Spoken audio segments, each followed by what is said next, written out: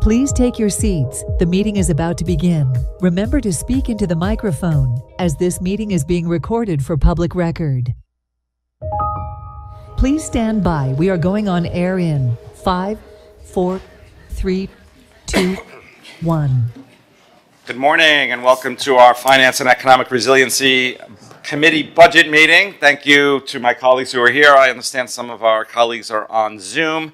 Thank you to Chair Magazine for steadfastly holding our finance, and of course Eric, Jason, Tamika. This is obviously a committee meeting, but I think it still behooves us to appreciate our country. And Tamika, why don't you lead us in the Pledge of Allegiance? Sure. I pledge allegiance to the flag of the United States of America and to the republic for which it stands, one nation under God, indivisible, with liberty and justice for all. All right, I'll turn it over to you guys. Well, actually, I'll turn it over to Commissioner Magazine, our chair of the... And I usually am one for brevity, but I do have a few prepared statements because I just want to lay this out, what we're here, the consequences, the gravity of this. Today, despite it being a committee meeting, I think is perhaps one of our most important meetings of the year. We really lay the foundation for what the City of Miami Beach budget will be for 2026. Being responsible stewards of taxpayer money is perhaps our most important duty as elected officials. City's budget, it truly defines what is important to a city and the direction which we're going. This budget shows public safety, thank you, Mr. Mayor, continues to be amongst our highest priorities, and I believe those efforts have started to pay off. We are fundamentally a different city than we were just several years ago, where chaos and mayhem began to define our brand and identity. Given the focus on public safety and quality of life, Miami Beach remains a vibrant city. The president of Grand Hyatt just publicly stated Miami Beach has become one of the most important and attractive markets in the entire world. For the first time, we're truly diversifying our economy. We have 2 Class A office buildings ready to open their doors, bringing high-paying jobs and attracting some of the most prestigious companies in the entire world to now have an office presence in Miami Beach. In a recent report, Miami Beach now has the highest office rent in all of Miami-Dade, showing the demand and desire to live, work, and play in our city. And this budget shows our priorities moving from trying to ensure that we safeguard our city from being what we do not want it to be. And now we're moving forward, declaring who we do want to be. Under the leadership of this mayor and commission, we've enhanced our focus on education, economic development, resiliency, transportation, with money allocated towards a water taxi system to help mitigate our traffic, and remaining the epicenter of global events such as the World Cup and health and wellness activations that elevate our brand experiences for both residents and visitors alike. If you'll indulge me for just 2 more minutes. Since last year, we've been preparing for 2026 to be a challenging budget year. As we're facing a deceleration in the increase in property values, we renegotiated multiple union contracts and several big-ticket capital projects, most notably relocating plans that were in place for a new fire station. But I'm proud to stand here and say we are well on our way to delivering a budget that keeps our tax and millage rates at a flat level for now 3 years in a row. Our reserves remain at the highest levels on record, with our general fund having over 3 months of reserves and our resort tax fund exceeding 6 months in reserves. It's not an easy task getting here. Unfortunately, there's a lot of initiatives my colleagues and I have worked on all year, things that would surely be attributes to our city that we simply do not have funding to include, and that's always a tough message to deliver.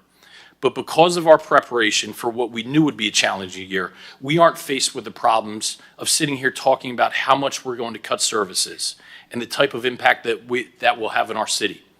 Those are the exact conversations right now happening at the county level, as evidenced by an article just today in the Miami Herald about $500 million that the county needs to achieve through deep, deep cuts to things like service, funding for charities, their parks program. And multiple communities around South Florida are having those same conversations.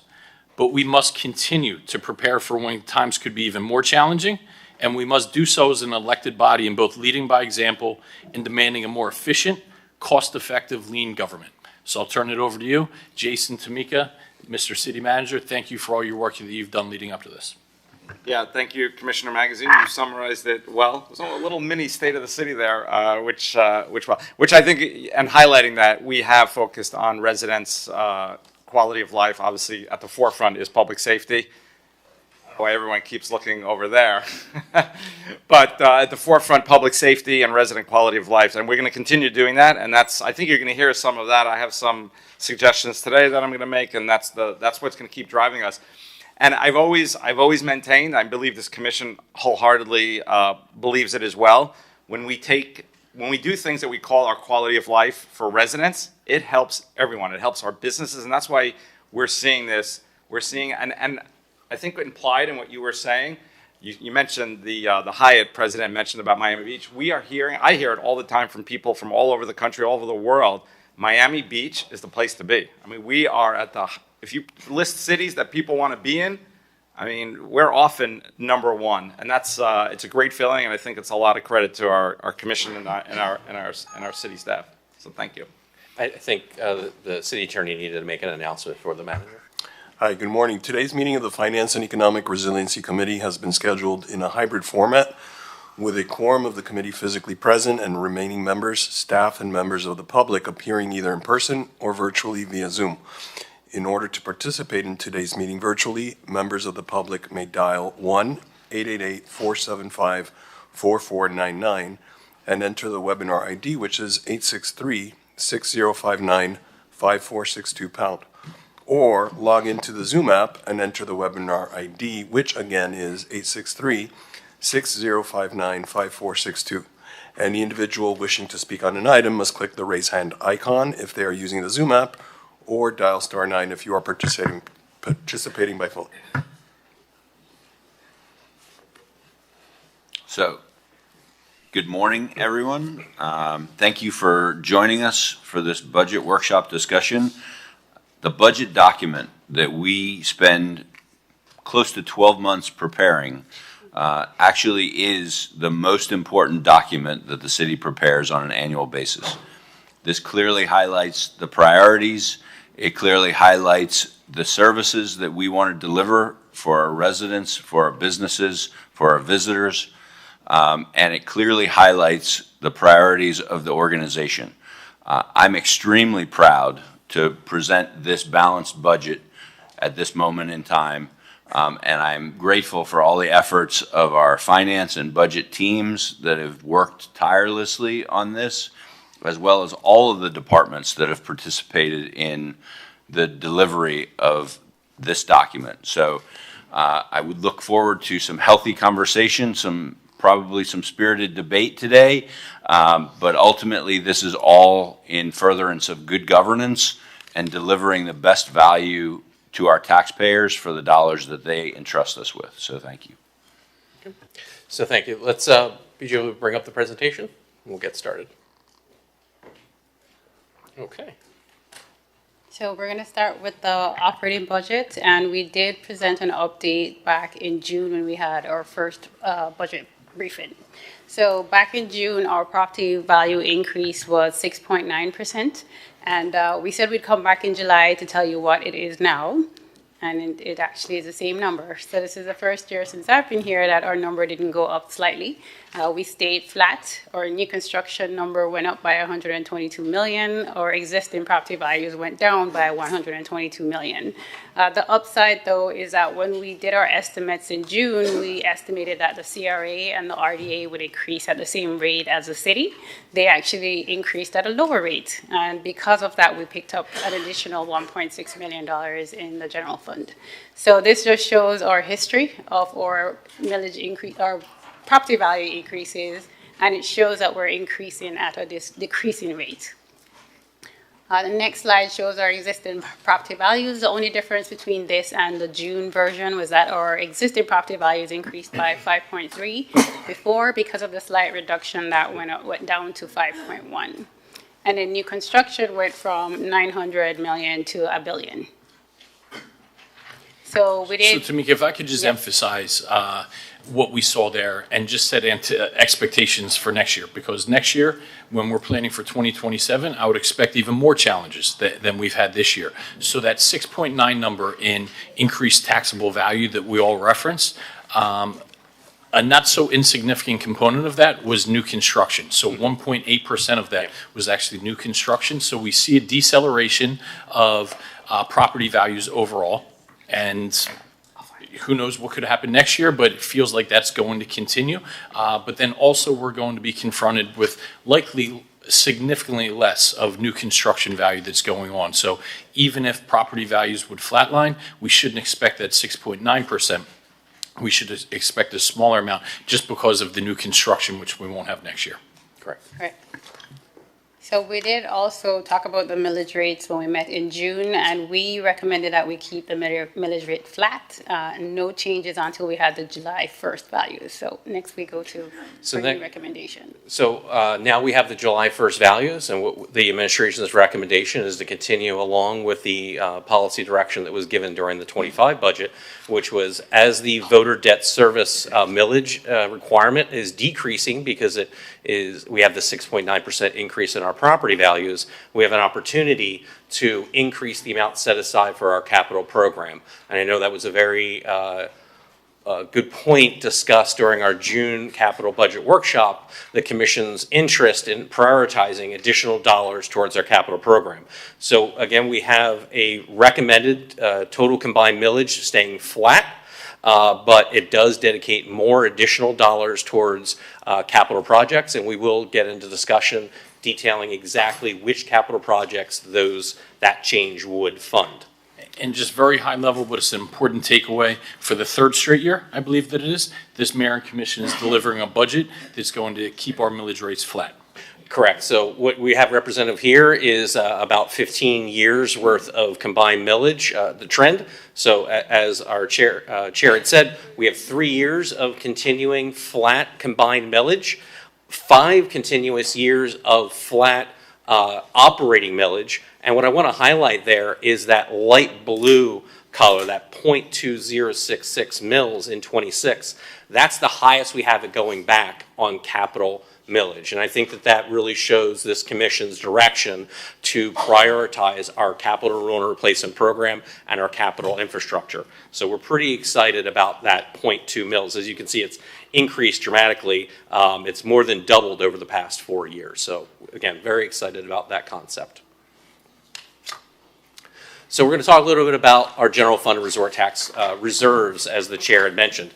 So when we closed our books for the 2024 year and reconciled all of our revenues and all our expenditures, we actually ended up, both in the resort tax and the general fund, having a surplus above the required reserve amounts of 3 months and 6 months, respectively. Now, so Jason, when you say required is actually lower, correct? Required is actually only 2 months and 3 months. It's actually a commission goal to have 3 months and 6 months. So we're actually going well above and beyond where the requirement is. We're actually even exceeding where our top line goal is. Correct, yes. The commission's goal is to have the 6 and the 3 months, and we are able to continue having a budget that does present that. So when we closed our books, we were able to have those reserves fully funded, and we're, again, very excited about that concept. During the fiscal year, there's been a number of commission priorities mid-year where we've had some adjustments and utilizing some of those reserves. But even after all of those amendments were taken into account, including the amendment that you'll be approving at the July meeting in a week or so, we still have about $5.6 million available. And we are presenting a budget that would utilize those funds. They are not to be utilized for recurring services, so this would not be available to add, let's say, staff as an example, which would be a recurring expenditure. These are dollars that we will be directing towards one-time or capital type projects. And we will detail exactly what we're recommending on that. So the next 5 or so slides, and I won't dwell individually on so many of them, is the commission enhancement request. And I think the chair had mentioned, kind of alluded to that going through the commission priorities that went through the finance committee and back up to the commission to endorse were a long list of priorities that the commission was hoping to have funding that was available. And as the chair mentioned, this obviously was a difficult funding year, and many, many things were not able to be funded. And over these next number of slides is ordinated from top dollars down is all of the commission priorities. This is not just general fund, this is across all of the funds of our budget. The items that have a check mark specifically show the ones that the administration is recommending. And again, I won't dwell on these because we are going to highlight the ones that we're funding in the further slides per fund. But what I wanted to point out here is really the last slide, which we're getting to. Here we go. So that totals around $22 million in commission endorsed priorities that were discussed at committee or commission during the year that the commission was hoping to be able to fund. We were able to allocate and find around $5.2 million worth of it. So around 25% of those commission priorities we were able to fund. Again, this is on the operating, not on the capital. There were more capital items that we were able to locate funding for. Jason, and if I may, through the chair. So later on in the slides, you're going to discuss the items we are funding. Correct. Okay, but I think it's also important for the public to understand what we are not funding. Because by resolution, we've adopted a number of things that we've adopted these resolutions because they're important to the public. And so always what we fund is the good news, but it's also important for transparency that we show the public what we are not able to fund. Correct. Correct, Commissioner. So we do have a number of items that were endorsed to be considered during the 26 budget process, as the Commissioner said. And it would have been, obviously we would try to fund as many as possible, which is what we had done. But yes, many things did not make it across the finish line at the end of the day. And the total amount of enhancements, because there are policy directed ones from prior policy commission or ones from the administration were over 55 million. Yeah, 55. So the total enhancements that were considered were over $55 million. So that is correct, Commissioner. Again, in a difficult budget year, kind of as the chair had said, we had limited dollars and we tried to find those priorities. So we're going to go through where those priorities were and where those dollars are recommended. And Mr. CFO, and we'll get into this further, but I know you and I had a little bit back and forth, as Mr. City Manager, as did we. So trying to simplify things here, we're the elected body that drives policy in the direction for the city. And over the year, we have worked on different initiatives, many of which carry a financial impact, and that totaled about $25 million for things we put forward. And we're saying, okay, we have $5 million, given everything that we talked about, keeping our millage rates flat, where the budget came in last. I feel as if that's somewhat of a false choice, right?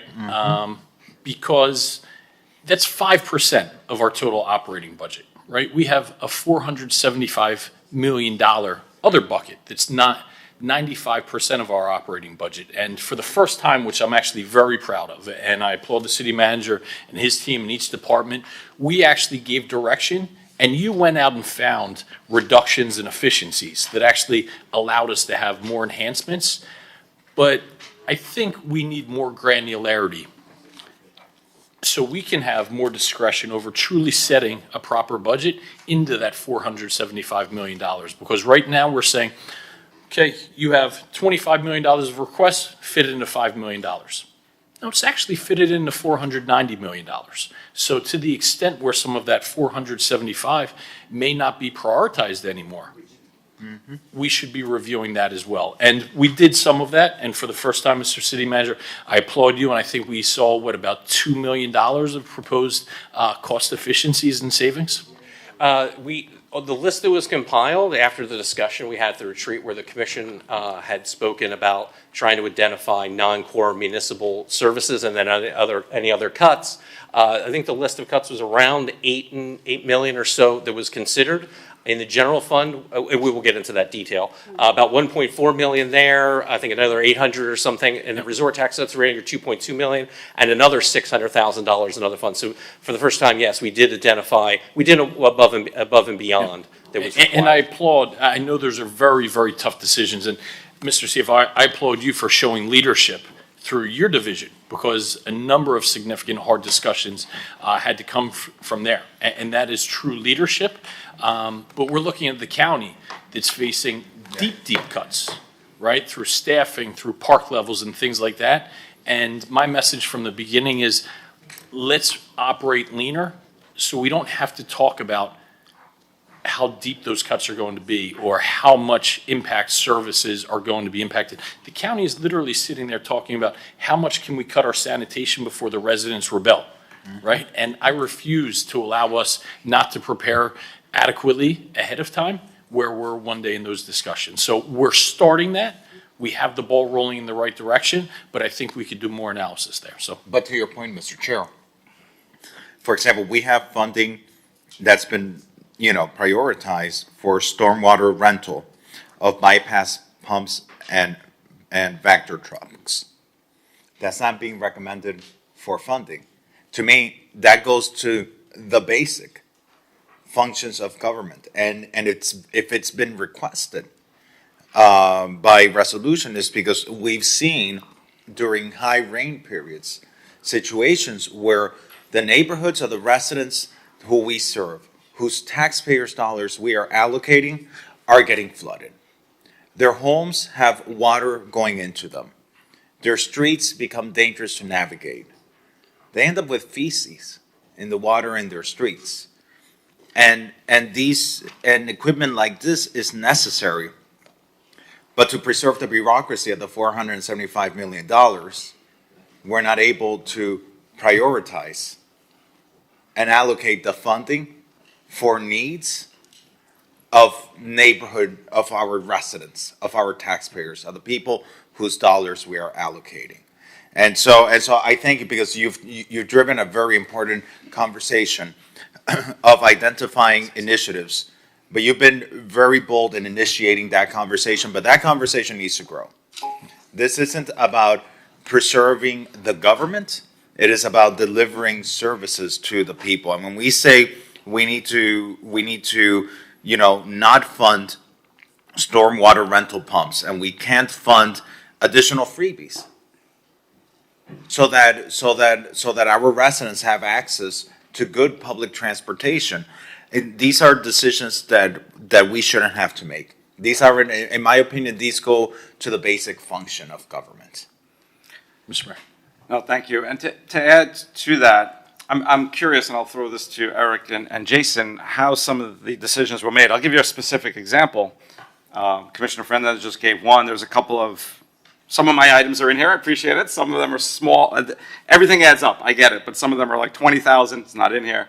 But then we have 1.5 million for FIFA, which, by the way, FIFA is a game changer for our city in South Florida. I am not discounting that. But 1.5 million to me seems high. I'd like to understand how we got to that number. That's in, and then there's another 500,000 in fee waivers. So it's actually a $1.5 million stipend that we'd be giving them. But our commission hasn't even approved that yet. Yet items that our commission has approved, like Commissioner Fernandez mentioned, are not recommended. So how are we recommending an item that our commission hasn't even voted on? Well, I can speak a little bit to that item. So that item was heard at FERC, unanimously recommended at that funding level. I know that development order, that order has been under negotiation, and my understanding is will be coming to commission shortly. And what we identified is, you see, and we're getting ahead of ourselves, but the funding source is the resort taxes, as there was an excess amount available in resort taxes, and that was one that we're putting forward related to that. And if I get back on the stormwater, some of these elements, they have different funding sources at the end of the day. So, whether it's the stormwater pumps and things like that, we did not recommend anything in our stormwater or water and sewer operating areas until such time as we deal with kind of the structural issue related to, I know, utility rates we'll talk about in the future. So to preserve the funding sources that we have, we just wanted to take a pause on those kind of areas until we really had a more holistic discussion on those funds. But if you let us to go through, we'll kind of discuss those priorities and what the few dollars that we did have and many of these items that you're going to see here were only funded because we did make cuts in other areas. But as we go through, we'll explain everything if we could. But I wanted to make And I'll turn it over to you, but to piggyback Mr. on Chair? what both of my colleagues have said, I don't want to leave Mr. Chair? anybody. Yeah, 1 second, Commissioner, and then I'll turn it to you. I don't want to leave anybody in anticipation. I think one of the takeaways that I'm going to be looking for is there are a number of things, and it is a very tough message for me to go back to my constituents and say, I'm sorry, we don't have money for a park. We don't have money for a crosswalk, right? So one of my directives coming out of here is going to be to see tasked the city manager. You've done a fabulous job of finding some initial cuts. Let's see if we can find $1 million more, $2 million more by the time between now and September. Understanding that there's merit for everything.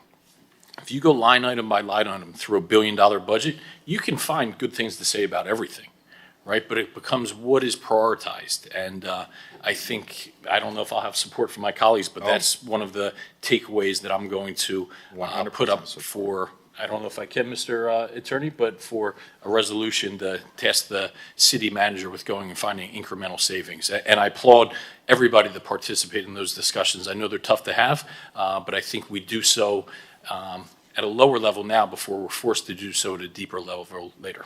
And I'll join you, Commissioner Magazine, because even, North Beach, yesterday we had such a passionate discussion in the Land Use Committee about North Beach, about the infrastructure issues in North Beach. And here we have funding requests for the hydraulics, for the evaluation of the hydraulics for our system up in North Beach, and we can't fund it.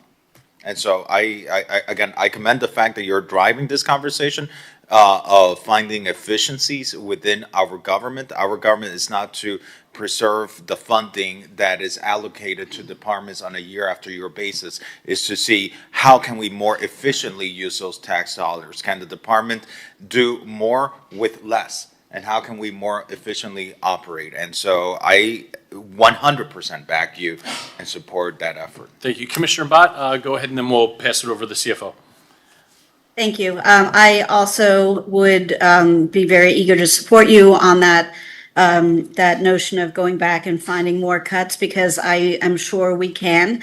One of the things that we had that I had brought forward and requested from the administration was to go through the impact fees and look at where they are compared to where they should be across the board. Now, I don't expect that we're going to find millions of dollars there, but that should be done. And it was scheduled to have been done before this budget meeting.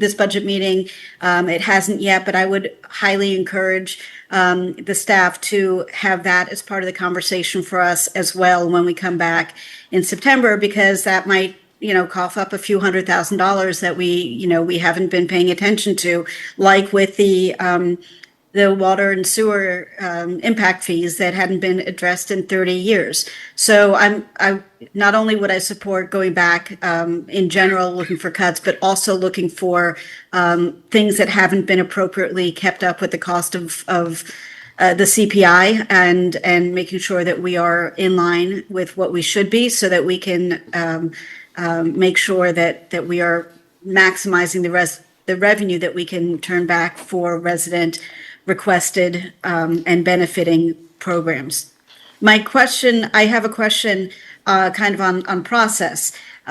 So given that there is currently, $15 million of unfunded projects that our residents have requested that will benefit them, that will add to their safety, to their being able to be more resilient during weather events, et cetera. What's the process? Do we just roll those over to the 27 budget process as priority items so that they get funded first? Do we start from scratch and put together a whole different list? Like, how does this work? Because they're not going to stop being things that we think we need. We've spent, in some cases, a great deal of time getting the data and making the argument and making sure that we had the votes to support and to move forward. So I guess, Jason, that's a question for you, and Eric, for you. Yeah, if I could answer your question related to capital projects and priorities. Any of the projects, capital projects that were not funded would then be rolled into the 27 budget for consideration. If the commission wanted to, because priorities change all the time.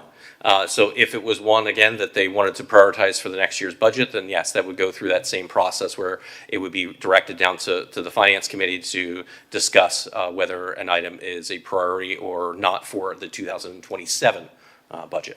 But on the operating side, though? On the operating side, again, it would be something that would, it would be a clean slate because priorities, again, change every single year.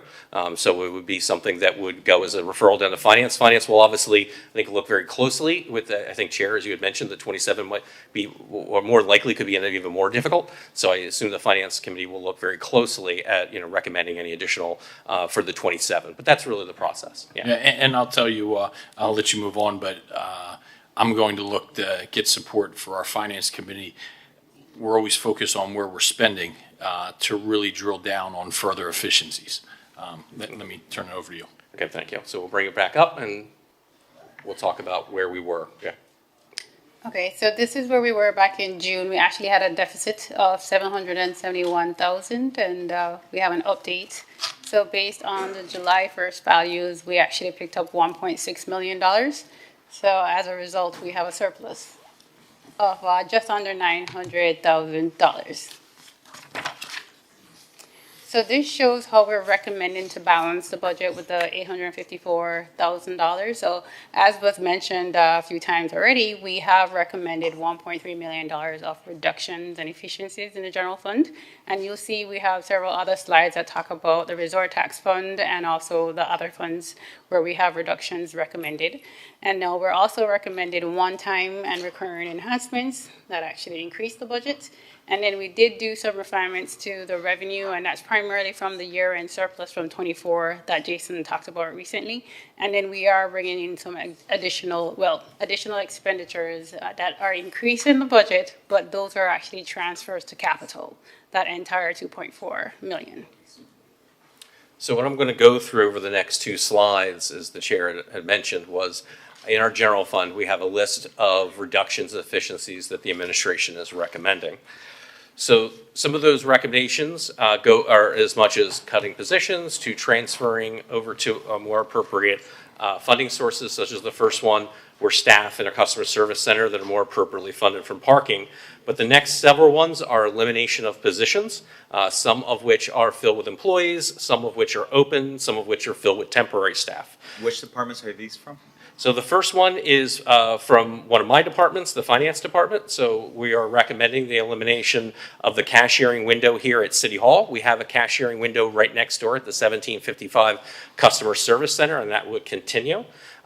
Next in the city manager's office is right-sizing the GO bond team from a 4-person team to a 2-person team. Next is the Public Works Department, a senior GIS analyst position, which is currently vacant. Next is a vacant position in the Customer Service Center for a CSR.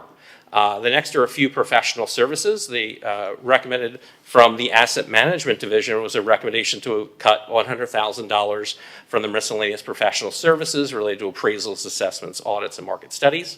We're recommending to cut in half grant consulting services for the Grants Management Division. I'm comfortable with this, recommending it based on the state of the grants that are coming out of the federal government, which are very limited at this time. And then you're going to see, the next one you're going to see on several different areas and slides related to our assessment program. We're looked at that assessment program, and we're going to really prioritize what we believe are the highest and best use of some of those dollars. We're going to continue along with our cleanliness program assessments. The 3 garage related to cleanliness, the condition of the restrooms, the attendant, and our trolley secret shopper. But the other ones, the general secret shopper, sidewalk cafe, restroom, and beachfront concessionaire, we're going to eliminate, and that would save recurring dollars. We have a small reduction recommended by the Economic Development Department related to funding on the commercial lease subsidy program, but still would leave some dollars. And then next, we have a few programs in education. These were ones from a prior commission that were approved. These programs actually have been run at our public schools for a couple of years, so we're comfortable eliminating the funding for that. Our resident guide, we're going to print up a number of copies for this budget cycle to have them available, but we're going to continue to push our online one and stop further printing of that. We're going to do about a 10% cut in our paid college internship program for save $20,000. Next is... Can I ask about that? Yeah. And sorry to catch you off guard. I tried preparing a list of questions last evening, but it's only so many hours in the day. What is our penetration rate for the number of people that are hired full-time out of the college intern program? Any idea? I don't know if the top of the head of HR has that. I know we looked at that recently. I can speak anecdotally. Budget hired recently, we've their most hired, recent intern. Yeah, 2 of the maybe 3 that we've ever. Okay. Right, and finance, we've had ours. I've hired one of our interns. We tried to hire Okay, another so one it's who not went just to a the feel-good IRS. program. No. This is actually No, it is Development of talent. a tunnel to that. Hi, Doctor. Good morning. How are you? In the last, I'd say, 18 months, we've hired about 14. Out of how many do we have? We hire approximately 13 to 15 paid interns each semester. Yep. So I always say to the students in the departments, all the stars need to align, meaning the student is graduating, position is open. So I'd say we are doing very well. Okay. Yeah. I just wanted to be sure that if we're still going to keep this in place at such a high level, that it is a pipeline for talent coming into our city. Yes, it is. So the next item is recommendation to remove one of the 4 senior programs in the convention center that would save $18,000 on a recurring basis. Next is more about the excellent assessor program, $13,000 in the general fund related to the OMB department moving their cost allocation plan from an annual analysis to a 3-year cycle. We're comfortable with that. I have a question. Yep. The senior programming at the convention center, that comes from the general fund? Correct. Okay, so I want to say, I appreciate the program. I don't know that it is the best use of our taxpayers' dollars. And perhaps it's not a very politically popular thing to say. But I feel that there are other ways to find people to sponsor this, to support this, to encourage them to do stuff for seniors that is not using our taxpayers' dollars for it. And I'll tell you, I don't like how this program has evolved. I remember when this was initiated years ago, it was really something that was for the good of the seniors that needed socializing. Now, it almost feels like it's people wanting to benefit from the seniors. People who just like overwhelm the seniors, suffocate the seniors, like trying to just get in their face and just overwhelm them with materials and stuff. And it's not in the spirit of what I want to see the taxpayers' dollars being used, and it's not how I feel the seniors should be treated. They should be treated with respect, but they shouldn't be treated, I feel like, as a tool. And unfortunately, I'm concerned that these events created with good intentions, with staff that really dedicate themselves to organize these events because they really do care about the seniors. There are people who then use it for the wrong purposes. And I would say I would not be opposed with doing away with the funding for the 4 events. And Commissioner, I echo your sentiments. I can remember as a candidate walking to my first one, and I grabbed the mayor at the time and our assistant city manager. I said, "What the F is this?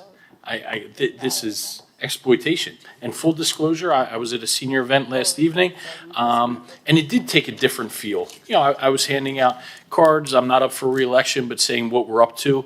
And it is about striking the right balance. I think we're in the right direction of still providing that socialization aspect, and still having 3 events. We found some cost efficiencies there, but I'd be supportive that, we did roll back in a cost-efficient manner. If you want to work to put some parameters in place so we can get back to the true spirit, intent, and nature of what this event should be, I'd be all for supporting it. And I have to tell you, yesterday I was intending on going there, and the more I thought about it, I was thinking, this is an event created with the taxpayers' dollars.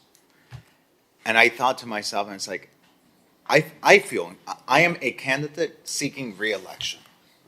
I feel uncomfortable going there and creating a perception that while I'm there as a commissioner, that I am there to benefit my re-election efforts using the taxpayers' resources.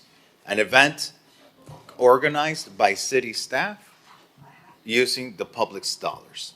And it's why I didn't go there last night, because I did not want to create that perception that I am going there to benefit from an event that should be for the enjoyment of the seniors, not for the politics of the city. And so I just have my own views on it, and I appreciate that we're cutting back a little bit on it. I think that there's still ways for us to provide great, valuable programming to the seniors that perhaps they will enjoy even more, because they're not being swamped and overwhelmed by people that want something from them. Mr. Chair? We do things for the good of the community, expecting nothing back in return from them. And I think that ultimately we can give them a setting that's a little bit more insulated from that. Commissioner Dominguez, then Commissioner Bott. Thank you. Thank you for bringing that up, Commissioner Fernandez and Commissioner Magazine. Those events are very overwhelming, and I can only imagine how the seniors feel as well, having all of that going on. One thing I do want to clarify is that while we're saving taxpayer dollars, the cost of these events are within the Sodexo and Convention Center contract. And the monies that we're seeing on the budget are for the buses and additional items, if I'm not mistaken. I am all for revamping this to getting back to the true spirit of what this was meant to be. And since COVID, we've also had the opportunity to return to the senior buildings. And they're having parties in their buildings again. So there's less reliance on these huge, massive convention center events as opposed to the intimate ones. Commissioner. Yeah, if I can speak. So last night we had a great event. First of all, I'm actually kind of surprised at this whole conversation. Literally, I walked around, not only did I stayed for 2 hours last night, walked around to every single table. I can't even tell you the number of seniors who said, Mayor, and obviously our commissioners, our city, but they were talking to me, thank you for doing this. It's literally the highlight of our year to come together. It's very lonely for the seniors. And we're talking $18,000. When I first heard that it was pulled, I figured, you do a wedding for 700 people, it costs hundreds of thousands of dollars. $18,000. And we are providing something that is literally the highlight for the year. And that's what I heard last night. So this is something that we've continuously done 4 times a year. I think it's meaningful, it's well spent, and I will push to the mat on this one. Yeah, and Mr. Chair? Go ahead, Commissioner Bott. Thank you. So as I'm sure you all recall, I sponsored legislation shortly after being elected to really cut back the egregious political activities. So we've seen the offensive level of glad handing and people rolling in with hand trucks full of cases of things to give away, in some cases quite expensive. That has gone away, and that is definitely better. I think actually reducing it from 4 to 3 makes them even more special. And I will say that given the small amount of money that comes out of our budget and the big amount of joy that it spreads, especially in the senior population where we know loneliness and lack of community is, the beginning of, or can be the beginning of a really unfortunate chain of events. I mean, our prior Surgeon General wrote extensively about the debilitating health effects of loneliness, and that it is an epidemic rampant in our country. And this is a very small cost to help stave off some of that. I'm very okay with going down to 3. I think it makes them even more special, but I would be happy to lead the charge on putting forth legislation that basically says if you're not a senior or a current elected official, meaning, representing in the city and going out to hang out with your constituents, you have no business being there. I think the thing that is so wildly offensive is having people, and not just people running for commission. We had people, running for state and county offices showing up as if it was their right to impinge on what should be a really fun, event for people in their community, and not a political maelstrom. So I'm very comfortable with keeping it at 3. I'm not so keen on cutting it. I mean, for the 60 grand that we'd be saving, I think we could easily find that plenty of other places, and we'll look forward to doing that between now and September. But I think, with the support of my colleagues, I will continue to shut down political electioneering aspects of it even tighter than we have already. Okay. By the way, I have to say, the city has done a very good job, and obviously September could be a different issue as we get closer. But last night there were several candidates, and the city has made it a point that you cannot bring the materials in, that it stays outside. I'm sorry to say, I don't think this has anything to do with the election. Nothing to do with the election. And anyone who votes against this, I would tell you, you go look at the seniors in the face and tell them that they're not going to have this event in September. Yeah, you know what, I do think I don't want to say conflating several issues, but I agree that this is a very meaningful event. In fact, it is the true reason why I bring my daughters, because when I go and visit Rebecca Tower after these events, they don't ask about me, they ask about her. They remembered her from these events. But I think we're somewhat sullied on it because we see some of this electioneering that goes on.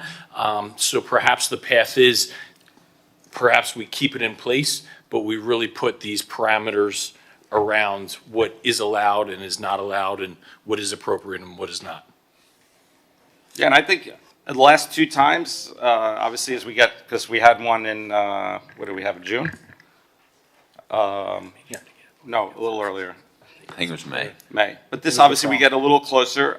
It was smooth. There were several candidates. They were walking around. They didn't have their materials with them. It was all done outside.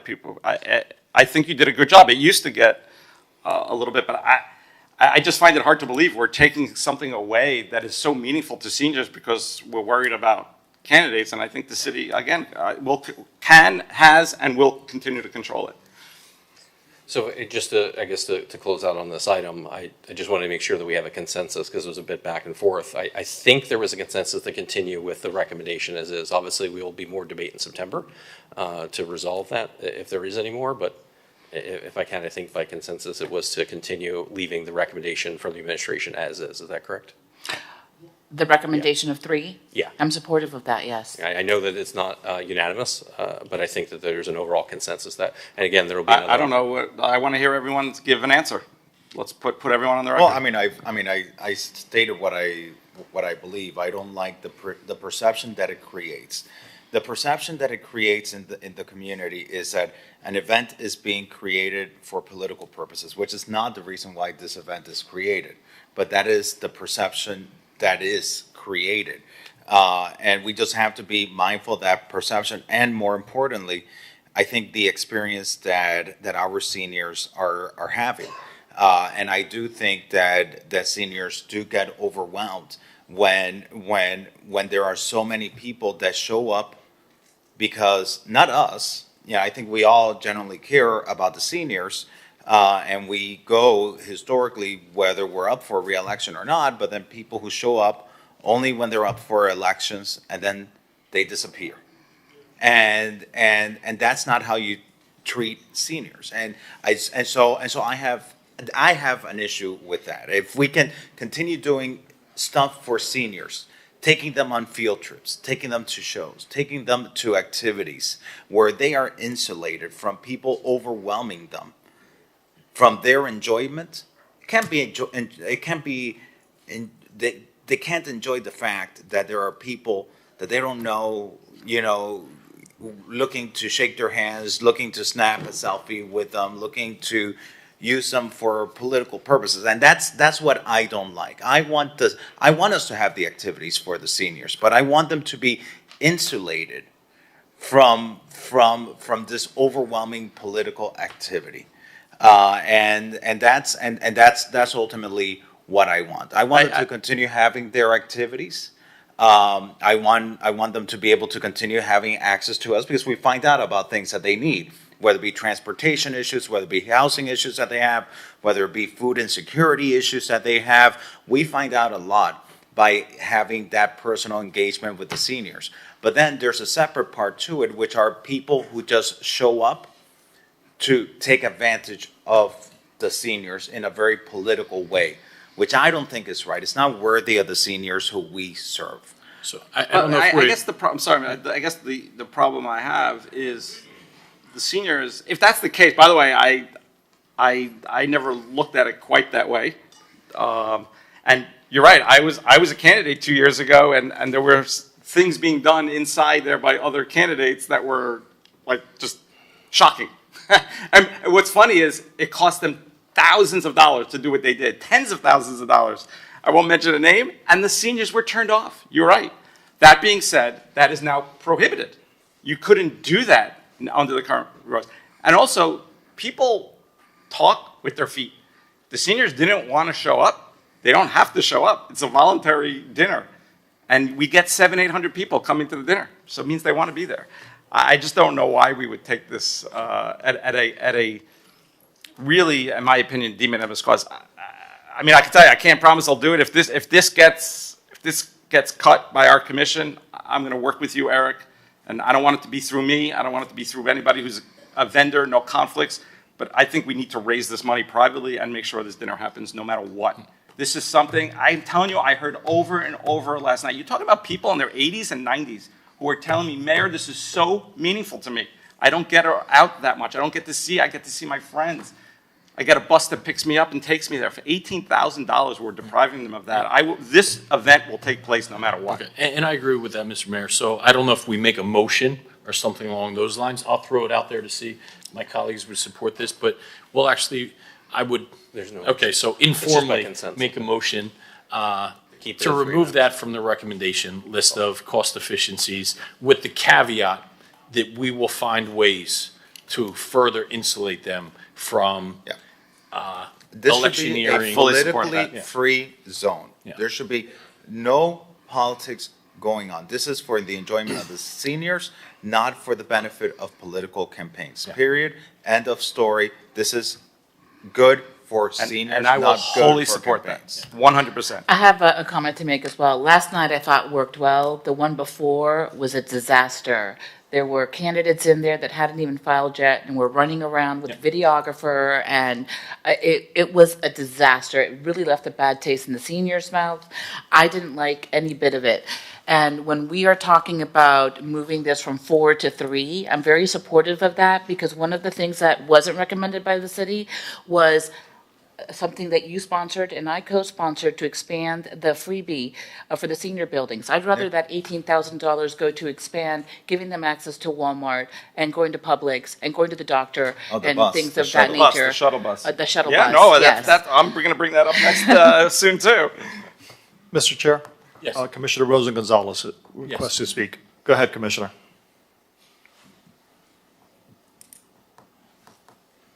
Hi, I would just agree. I second Joe's motion if I were there. I don't think we need to cut it. You know, they get dressed up in like full-blown gala wear. It's someplace that they have to go. They get dressed up. I don't know, it's an event that everybody looks forward to. I don't mind the democratic, campaigning aspect of it either. I mean, it's part of our culture. Since I started in politics, we used to have massive bingo nights all the time. So we've always had these huge senior events. I know that it's overwhelming and it's a lot of work, and there's 700 people, and but I agree. I tend to agree with the mayor and Commissioner Magazine. I don't mind if we do it quarterly, and even in addition to that, if we fund any bus that they need. I mean, I think it's a great place to retire, and I love our vibrant senior community. And by the way, it's not just seniors living in public housing. I see seniors from across Miami Beach of every demographic and every socioeconomic status attending these events, and they really do look forward to it. So I'm in favor of keeping them, but I understand everybody else's concerns. It is overwhelming. It's a lot of people.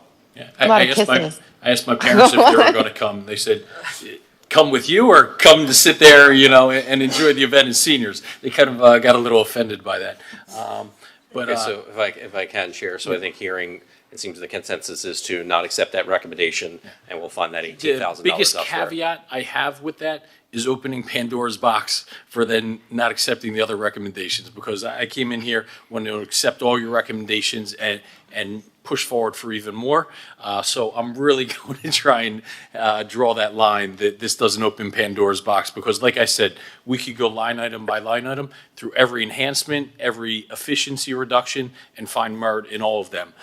So we're going to try and stick the course here, because I know you and your teams have done such hard work in identifying some of these. So let's go ahead with further ways how we're going to save our taxpayers' money. Okay, and with that being a recurring cost, we're going to identify, one of the other elements to find some recurring dollars. So we can bring the presentation back up so we can continue. So just to continue on, we're kind of at the end of this slide. Miscellaneous parks program, that's just kind of a right sizing a little bit of that budget. We'll see if we can identify perhaps other savings to cover the 18. John, thank you for the work you did, right? That is how a budget analysis should work. So you laid out line item by line item. Here is the specifics of each program, and here's the cost. You decide what is important, what is not, and where the bang for the buck is. I thought you did fantastic. So if there's other department heads, I appreciate all of your work, but really looked at what the Parks and Rec did. It put forward the full menu, and you just said, here, you decide. Here's just kind of in very vanilla terms. So thank you for the work on that. And then the last one here in the general fund recommended reductions and efficiencies is from economic development. Still continuing with the school graduation program, but they can right-size that budget a little bit. So what that, if we add all of that up, it adds around $1.34 million in 26 and almost $1.5 million recurring in 27. So that's helping towards the 27 number, Chair, I know as we had spoke about significantly. Mr. CFO, but in attachment A, we had the recommended recurring expenditure reductions efficiencies. The police also put forward a reduction possibility that I believe the staff adopted. I didn't see on there. We haven't gotten to that yet. I'm sorry. That'll be coming up in the resort tax area. So to finish out the general fund, so now that we've talked about, we had about $850,000 in recurring money that we had as a surplus, and then after we made these cuts, now we're repurposing those dollars so we feel are commission priorities and important things that the commission has already approved. First is a one-time item related to the high visibility detail that we've done for the past couple of years. We're recommending funding that at a $1.8 million one-time level, and we'll have that discussion obviously again in 27. The next are a number of recurring items, some of which we're already under contract for. The first one is that big item related to the property evidence offsite storage facility for our police department. That was a mid-year contract execution that we needed to fund. Next was a... So Mr. CFO, and apologies, I could get into this further offline. So that's a contract we've already committed to? Correct. That's and that'll be $500,000 per year for increase. Correct. That was approved several months ago, related to the offsite storage. And if you need more information on that, yeah, you can speak with the chief, and he can detail out what they do at that facility. So next is was I think the number one priority of the police department, was also recommended by the commission just recently, related to the Fusus real-time operations platform that will integrate a lot of different technologies. Next, I know this was an item we spoke about in several of the briefings. We have almost, I think it's almost 1,000 cameras throughout the city, the LPRs that they have, but we didn't actually fund the maintenance, repairs, and replacement for those cameras. And to make sure that we have some kind of funding source in there, we're kind of estimating maybe about $150,000 a year. That may be an area we can look at if we have to. The next, it has a slide coming up further, is a fire protection radio system administrator. And what I want to highlight on this is a little bit, is that this is a requirement based on an unfunded mandate from the state. So the state has new laws that are in place that requires that high rises and new buildings get this annual certification and review by the fire department. So this position would actually go through and do all of this work. It's already happening. What we're recommending to offset this so that we don't have a deficit is to impose a new inspection fee. It would be the same exact rate that the Miami-Dade County is already charging for this exact same service. So it would be offset. So this would be coming back from the fire department. We'll be bringing forward an ordinance in the next couple of months to get that thing implemented and operational for the new fiscal year. The next one, though it's listed recurring, we're only having found one-time dollars for, and this is the fire department mental health and wellness coordinator services at a rate of $80,000. And the last one was a commission resolution priority, was the purchase and keep up of 10 advanced mobile LPRs for car video, in the car video contract. So that's around $3 million in total public safety funding, of which 1.2 is on a recurring basis. You can see the second year is only about $1 million impact on public safety. And then I want to continue on in cleanliness. I want to just dwell a little bit on that very first line item related to sidewalk and asphalt road replacement. And again, we talked very much at our briefings about this, and I think it really got highlighted at the June budget workshop related to capital, about the need of the commission and the administration to put aside dollars for capital replacement of our assets. We are currently funding our sidewalks and asphalt replacement through the GO bond that was approved by voters back in 2018. In the next 10 years or so, those funds will run out, and then we will have another kind of a tranche that will be added onto our already existing facilities to fund.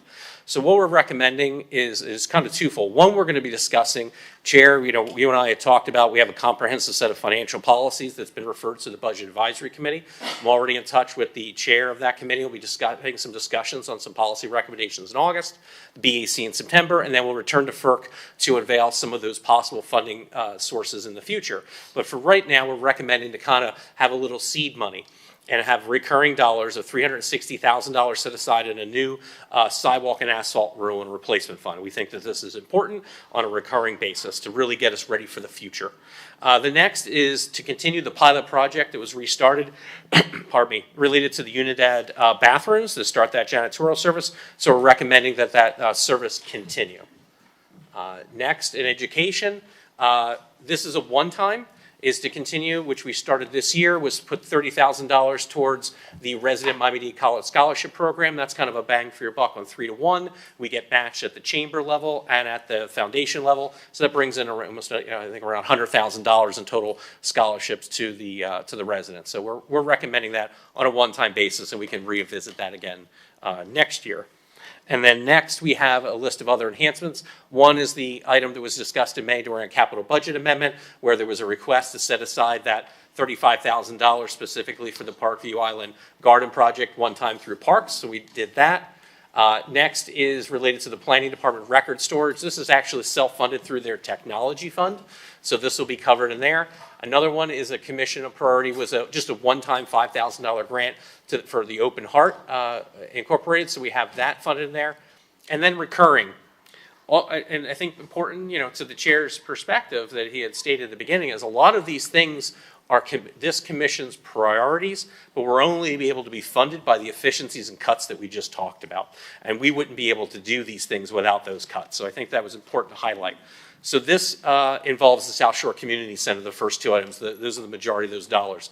So though we had funded on a one-time basis summer camp and the senior meal program for this year, these are identifying recurring dollars so that these operations can continue going forward. So this would supplement the Parks Department budget to continue having the summer camp at the South Shore Community Center, and including the $175,000 a year for the continuation of the senior meals program at the South Shore Community Center. Next was a commission priority. I know, Chair, of yours, we had a lot of discussion related to this. It was hoped to have up to $400,000 a recurring basis, a very tight budget, but we did identify $120,000 one time, and we can revisit this again in the future to add on to the $80,000 that is already recurring.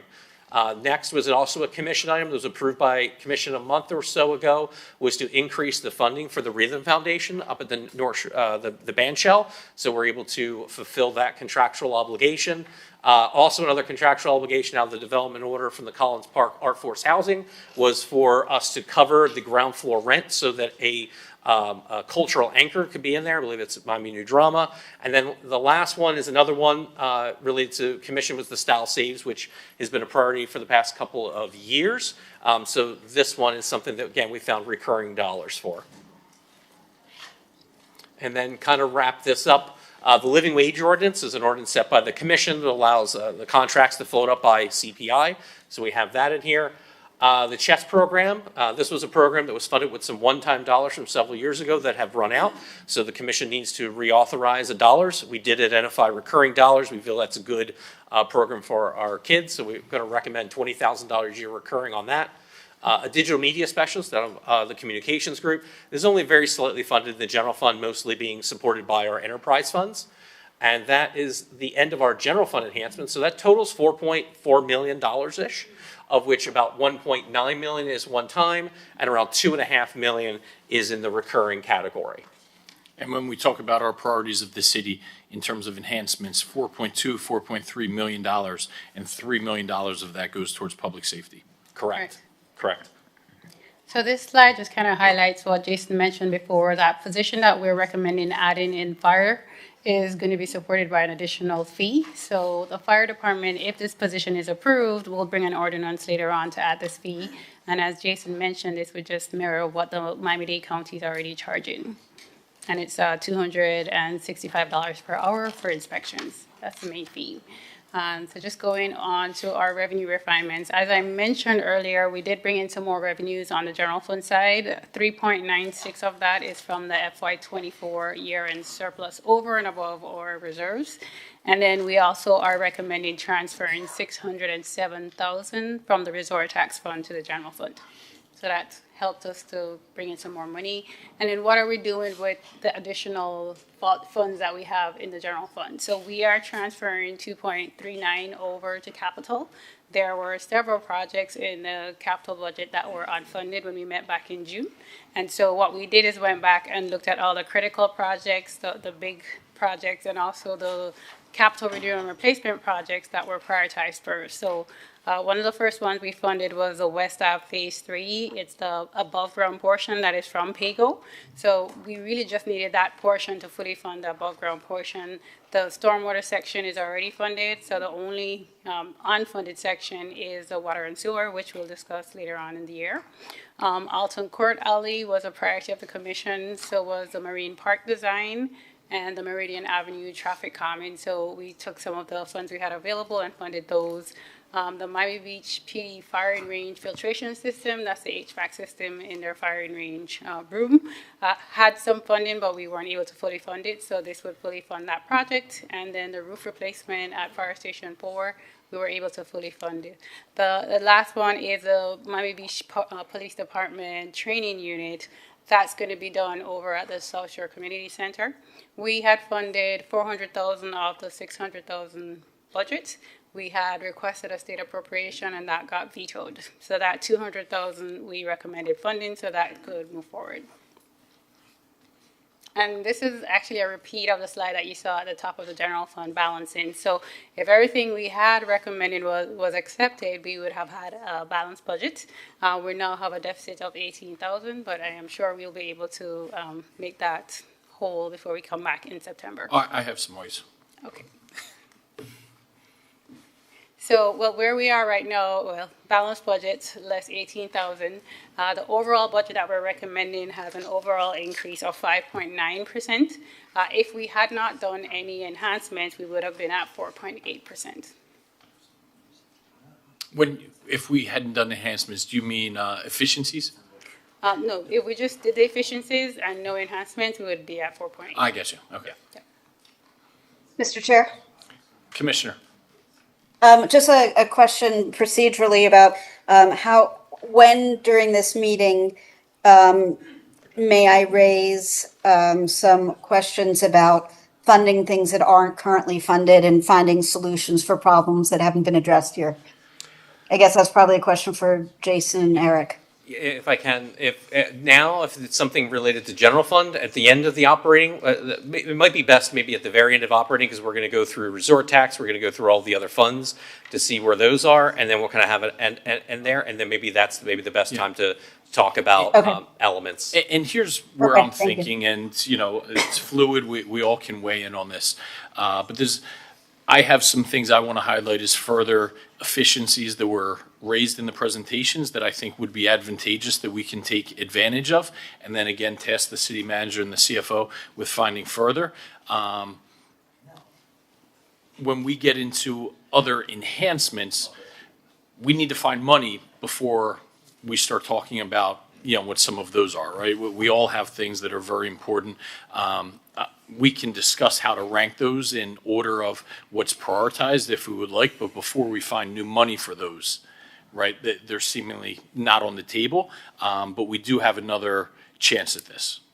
Correct. Yes, if there is any additions, let's say we ended up and there's a need for something in the general fund or the resort tax or some other fund, we should have a debate and discussion about where those funding sources would be. And I know, Chairs, you and I discussed, if it's recurring, it's going to be very, very difficult. 18,000, we can make something out. We'll probably cut a little something else elsewhere.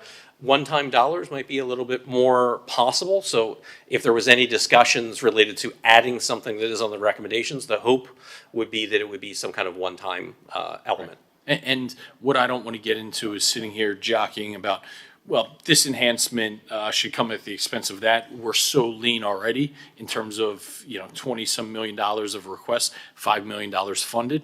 To the extent where we want to have more, we need to find further reductions because I don't want to start trading this enhancement for that one because we're already so bare bone there. Yeah, that's correct, Commissioner. There's not a lot of enhancements. I don't have much to trade you. There's, as you saw, those lists were pretty short. Yep. At the end of the day, there wasn't a lot there. But let's go through resort tax. All right, so we'll start with where we were back in June on the resort tax. So we were balanced. The resort tax revenues have been trending pretty close to last year's revenues, and so we were very judicious on what we recommended on the resort tax fund. And then here we are with what we're recommending on how to balance. So we did go through the resort tax budget and did recommend just under 900,000 of reductions. And then we have a few recommended one-time, a few enhancements that are recurring, literally one or two in each category. And then we have additional revenues, and that's primarily from the year-end surplus of $24. And then that 600,000 is what you saw over in the general fund side, where we recommended transferring more from resort tax over to the general fund. And if you accept our recommendation, we have a balanced budget. So I'm going to walk you through some recommended reductions, efficiencies, and cuts in the resort tax. We have identified approximately $880,000 recurring on there. And the first one is the big one is $600,000 reduction in the police high impact overtime for Memorial Day. This will kind of right size the budget based on the expenditure level of this year, and we're comfortable with that. Next is a $100,000 reduction in holiday lighting and decorations. The Commission approved an adjustment from $500,000 to $700,000 about 2 years ago. There was a recommendation for facilities that we could save money to adjust that down by $100,000 to $600,000 per year. Next is also related to high impact. This is code compliance overtime for Halloween, Memorial Day, and 4th of July. This would maintain the funding that they have for spring break and for New Year's Eve at this time. Again, the sidewalk cafe index, as we had spoken about, eliminating that funding. Parks reduction on Loomis Park activations. This kind of right sizes the budget. This should not impact any ongoing park activations in Loomis Park. Again, a little more savings on the cost allocation plan, moving to 3 years from OMB, and a small reduction offered up by the Inspector General on some of their operating expenses. All these recommendations are accepted. That would save $880,000 per year. And then what I want to show is the recommended enhancements, which is a very short list. Again, we talked about what are you using those dollars. And I know that first item we kind of touched on a little bit earlier today. Those dollars are coming from one-time resort tax available dollars that have to be used for resort tax eligible expenditures. So there is the $1.5 million for FIFA. This is just from the budgetary perspective. I know the Commission will have, I guess, a debate and discussion, I believe, at the July Commission meeting, and that, we can see how that turns out. And then, we can deal with it. Again, we have the September 1st and 2nd budget hearings if there's any adjustments in there. The next one we're excited about is to complete the $1.4 million allocation for the counter programming at the March spring break. This is the last $400,000 to set aside toward the $1.5 million from this year's budget and $500,000 on the large scale community events and for next year's budget. So this will complete the $1.4 million for those large-scale fitness festivals we're going to run during that year. And then Women's History Month, this was also a commission approved resolution. Priority, it's only one time. We'll have to revisit that again in the future if this is a successful event. The next one, the list is recurring, is technically only coming from one time. This is $25,000. This is a 5-year contract that the commission approved related to the South Beach Seafood Festival. My understanding there is an opt-out on that. That's why we have it listed as an enhancement for discussion. So if this was all accepted, it's all really one-time dollars at the end of the day. It's approximately $1.9 million. Mr. Chair, we have a number of projects that we haven't been able to fund. Like, for example, we have, I think it was the freebie. We haven't been able to fund, and a number of other stuff. Okay, the Seafood Festival. We're putting $25,000 towards the Seafood Festival. How is that a benefit to the residents of the city of Miami Beach? To get their taxpayers' dollars and allocate it towards a private entity that I don't know what they're doing back to our city. Meanwhile, we're going to have to talk at some point about Clean Miami Beach. Clean Miami Beach has funding. They're out there actually cleaning our beaches and engaging with people. They need our support. We have the mammogram truck that provides services to our residents who are poor so that they can detect breast cancer that, we haven't been able to find funding for. I'd rather see that money split into other services that are actually providing services for our residents. Clean Miami Beach that is asking us for support, that they're there keeping our beaches clean. The mammogram services for people who don't have insurance and that live in the shadows of our community, but they need that early detection for life-saving treatment, as opposed to putting $25,000 towards an entity that I feel they probably have other sources from which to find that money. Can I just say something, because I sponsored that item? Commissioner Fernandez, I don't know if you know this, but most restaurants and hotels are dying in October when that event takes place.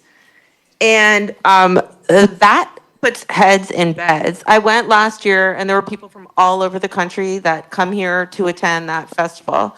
I don't care. I don't You can, believe that. cut I it. don't believe that. You can wait. Just let me finish. I mean, if you want, we can cut it. But I would tell you that kind of economic incentive, given when I look at all of the other events that we do, I can guarantee you that a lot of our workers and our hospitality industry, they really appreciate that at a time when our tourism tax is at like the lowest possible. So, I mean, if, you can cut it, but, is that kind of economic incentive worth it? Does it actually help the working people of Miami Beach? Absolutely, 100%. I honestly, I actually think when we have activities like the Seafood Festival, it actually competes with our local businesses. I get so many complaints from the local businesses when we have these activities that this takes away from people actually going to their restaurants. It's competition. People travel from all over the country. So even if they go to the festival, they're still staying at our hotels. They are eating at our local restaurants. They're not eating at the place the entire time. I mean, if you look at it from a bird's eye view and a holistic economic perspective, it's actually a very small impact to the city of Miami Beach for what we get out of it.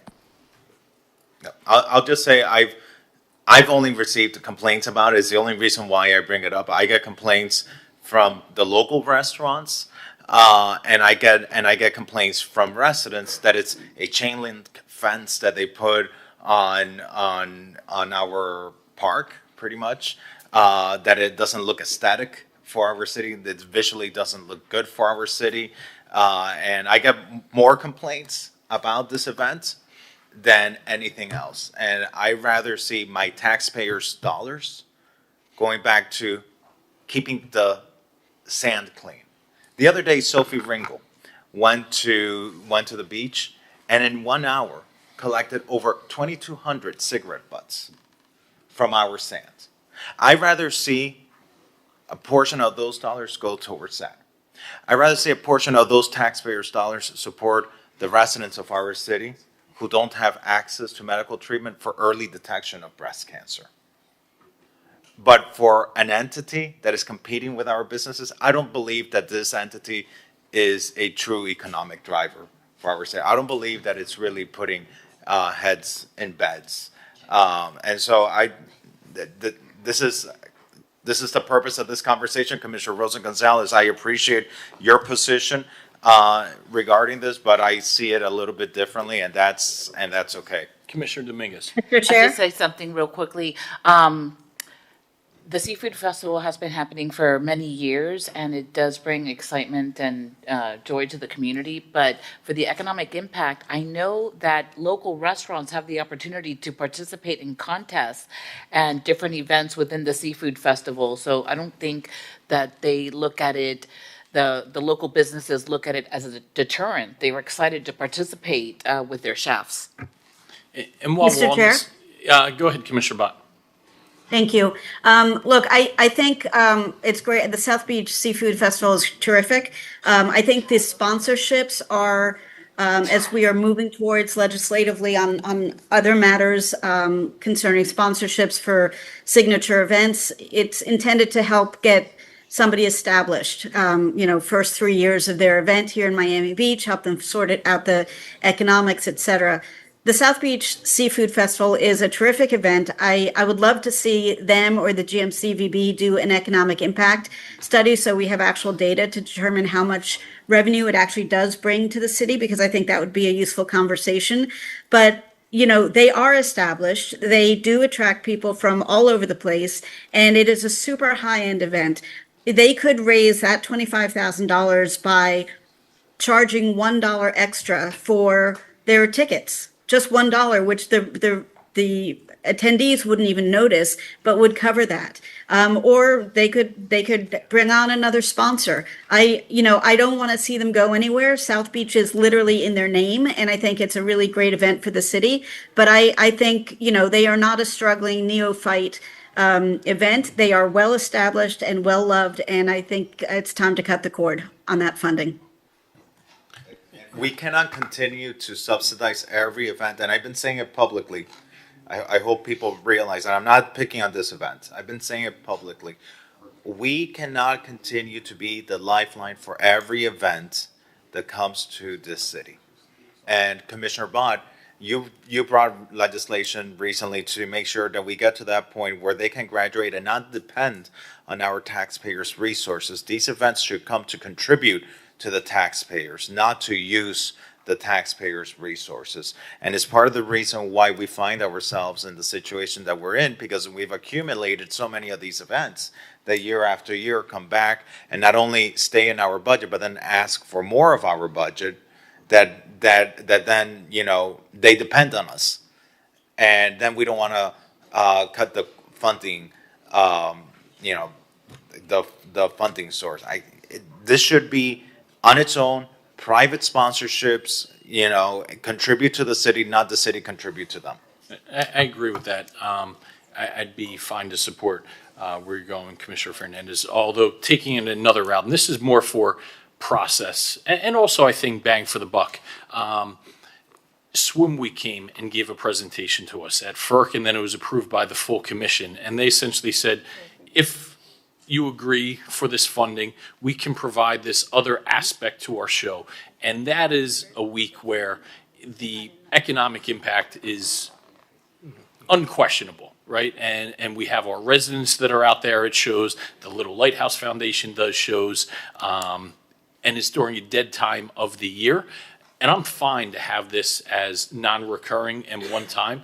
What troubles me is just the process that went through, where they came in front of FERC, they came in front of commission and said, we can do this additional component of our show if we're approved for this excess grant, and we approved it, and now we're saying, well, it actually didn't get funded. I'm not asking for us to find dollars for it today, but I'm asking for it to be prioritized if our resort taxes come in above and beyond for June or July or something like that before the budget is finalized. And I'm fine with sending that message loud and clear. This will not be recurring, but the way the process went about, I think is just a bad way of doing business. Yeah, and to sort of add on to what you were saying, Commissioner Fernandez, we do get a lot of requests. Actually, I've been on a number of calls with our city manager, Eric, where we've gotten requests, and Eric has basically told them, sorry, we can't do it. Great event, but we can't give you the dollars and the monetary incentive that you're asking. I guess what ultimately comes down to is whether these programs and entities are still going to come here. The proof will be in the pudding. I think they will. I think Miami Beach is an absolute economic driver for them. So obviously every situation is different, but ultimately I think we have a lot of leverage that we're probably not fully negotiating right now.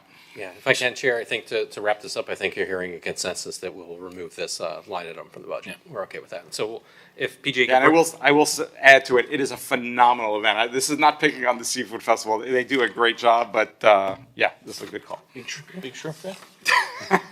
Since No lobster either.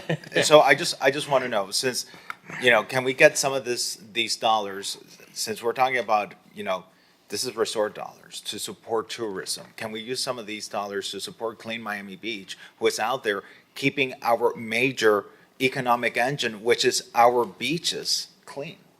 And they need funding. And so I don't know if we have that ability to. So Jason, you could look into that and get back to us. Yeah. Because it is a request that we have, but that delivers back directly to our city, to the cleanliness of our city. If I could speak to that, we don't have an enhancement specifically to this year that exists for that, but I know that in this year, the commission added a significant amount, right? 40,000 or so. There was I think a recurring grant. Yeah, so there was a recurring grant for that particular service in there, but we can make sure to get that information back to you on what is the current funding level for that service. Okay. So what we're going to go here. Mr. Mayor, did you want to talk about FIFA or? Let's do it. No, first I'd like to hear, I know it was discussed at FERC. I guess I'd like to hear how we ultimately came out to this number. It's interesting. This is, again, put it out, I'm stating the obvious, world-class event. We're so fortunate to have FIFA. I understand the county is giving, I don't know if it's public yet, the amount they're giving, about $40 million. This is a multi-billion-dollar enterprise. I'd like to see, for example, what the comparison is to what we give the Super Bowl when they come here. It just seems like a lot of money, and I'd like to know how we negotiated it. And again, there's a risk. Could they say, okay, we're not coming to Miami Beach if we don't? I'm not saying we don't give anything. Mm-hmm. That just seems like a high number to me. In addition to the 1.5 million, we're waiving $500,000 in fees. So now we're talking $2 million. And again, ultimately, we're a prime destination. I'd like to believe they'd want to be here anyway. Maybe we could invite Lizette, because I know I wasn't privy to the conversations. I think we're actually in a cone of silence where we couldn't have talks, correct?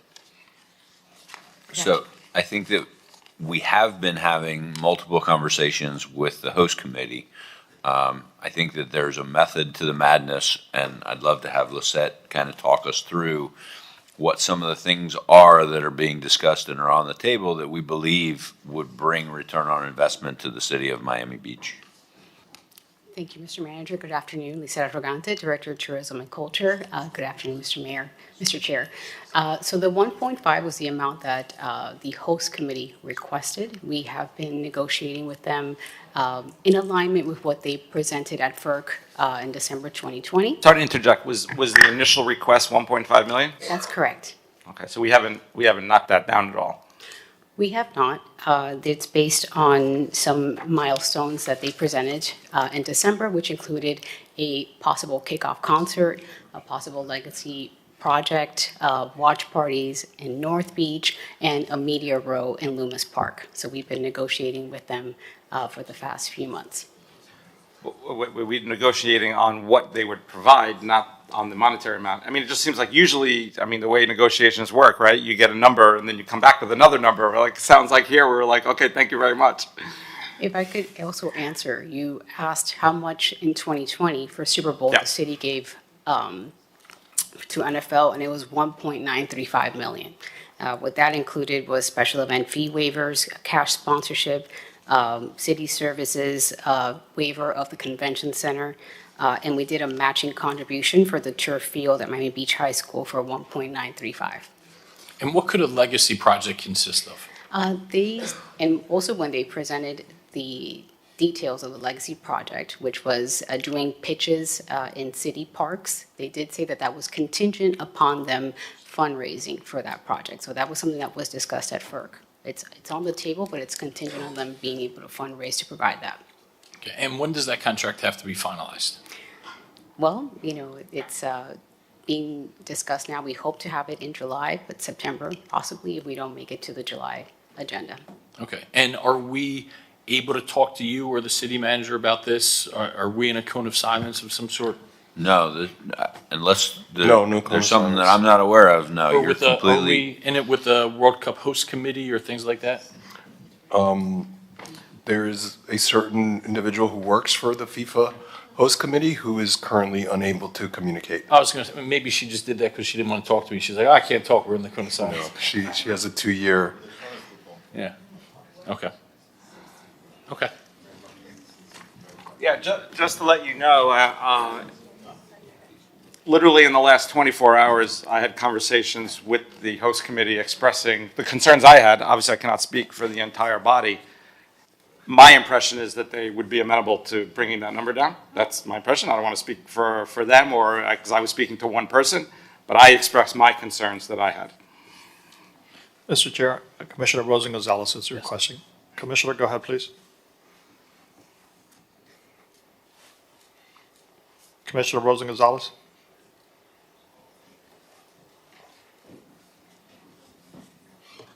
I guess not. Yeah, Chair, if I maybe to help facilitate. Since we're still several months away from when the budget will be closed out, perhaps the best thing is to keep this as a placeholder until the commission fully vets and approves the commission. Yep. And if it ends up being a lower number, then we're in the good graces of having to be able to lower that budget allocation, but at least we have that cap, Yeah. and I think that would work on a process-wise. And when we say lower that, and if the representatives from the World Cup are watching, it's not because we're sitting here and trying to be dollar cheap, pound foolish, or whatever they're saying.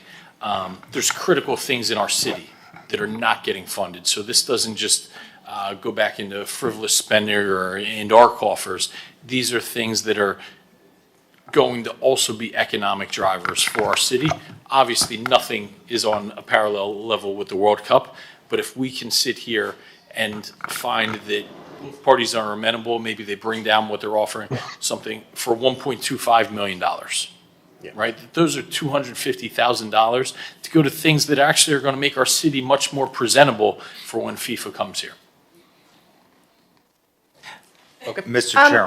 I'm sorry, I couldn't mute myself earlier, and I really didn't have anything to say about this item, except for that I'm fully supportive of funding it, because I think it's a community effort to have any World Cup games here.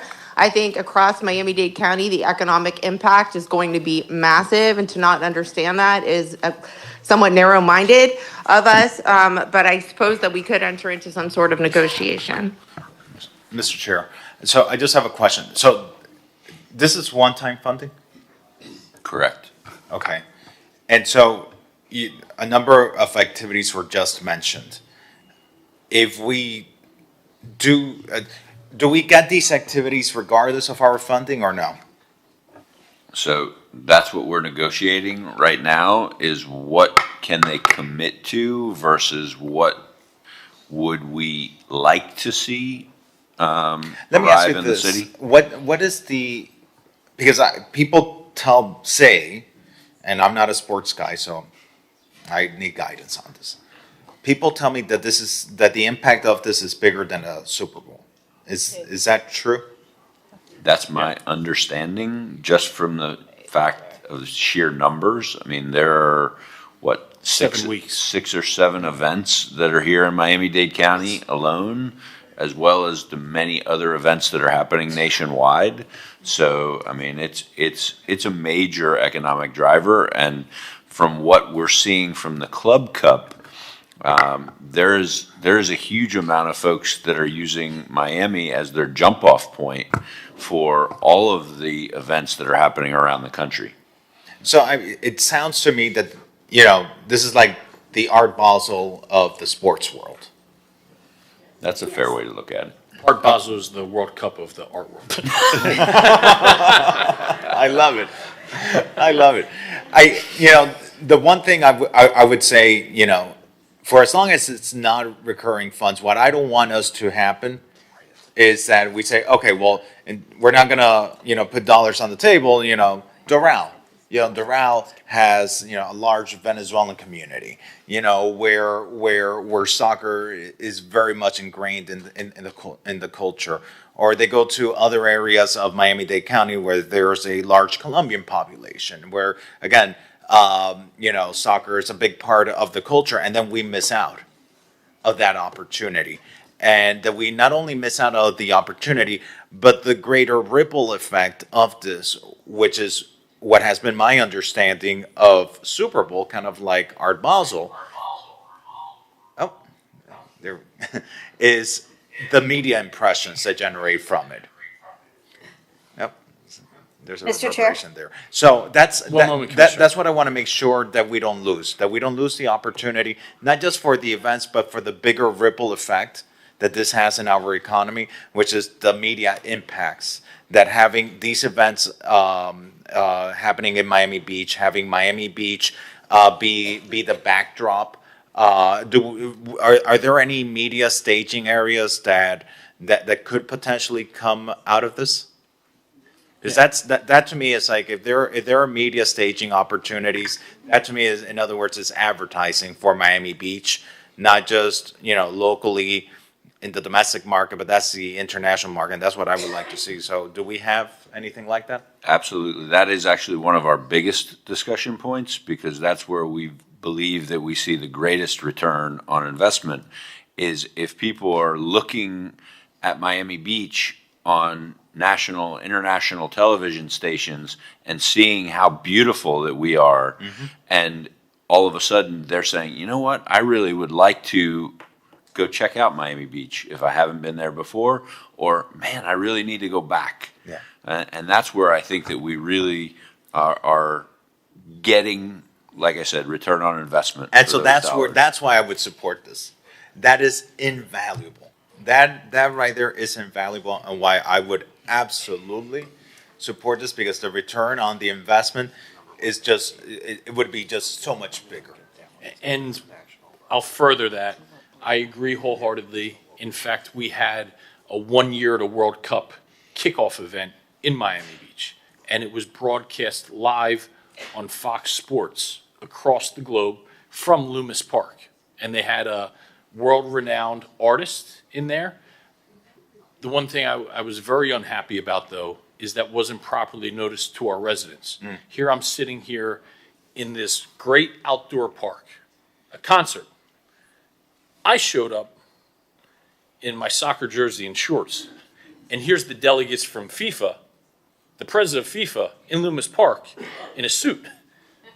None of us knew, right, what this was going to be, and our residents didn't know. So here we have a world-renowned artist, and we didn't even post it on our Facebook, right? I couldn't even go out and tell my daughter's schoolmates, hey kids, FIFA's having a great World Cup concert here. So while this is out of resort taxes to promote tourism, this is something that our residents, this event is something our residents should find the most enjoyment out of. And that's how I'm comfortable spending such a large amount of money going forward. But it has to come with better planning and preparation for what the people here are going to get in return, most notably our residents. I think we should knock it down Mr. to Chair. $1 million. Mr. Chair. I think we should knock it down to $1 million right now. Commissioner Bott. Yeah, we discussed this at some great length. And for context, this is like hosting the Olympics without having to build an infrastructure to do so. It is infinitely bigger than the Super Bowl. I mean, half the country doesn't even care about the Super Bowl, let alone the rest of the world. When we first discussed it, I think it was at FERC, one of the most compelling arguments is that for an investment of up to $1.5 million, hopefully we can get that down a little bit, we are getting untold millions, but a huge multiplier of that in branding and media that is going to be exactly the story we are trying to tell of a safe, fun, diverse, family-friendly sports and wellness capital of the world. I mean, I can't even imagine a better bang for the buck. I'm looking very hard at things that we can cut, but I think if we are going to be penny wise and pound foolish on this, it's going to be a huge missed opportunity. It only ever comes around once every 4 years anywhere in the world. And, you know, if it's here this time, it's not going to be back even for consideration for years, more than 4 years, because they need to spread the wealth.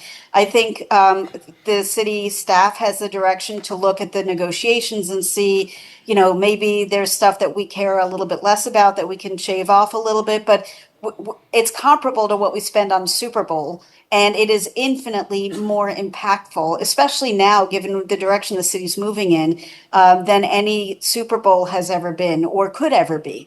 And so, you know, I support going forward, earmarking 1.5 and hoping to get it down a little bit, but really embracing it in its fullest and making sure, as Joe pointed out, that our communication teams treats this as our event as much as FIFA's event, so that our residents are notified for the less than ideal things like, hey, this road might be closed for this weekend, to the great things like make sure you're out in Lummis Park for the kickoff concert.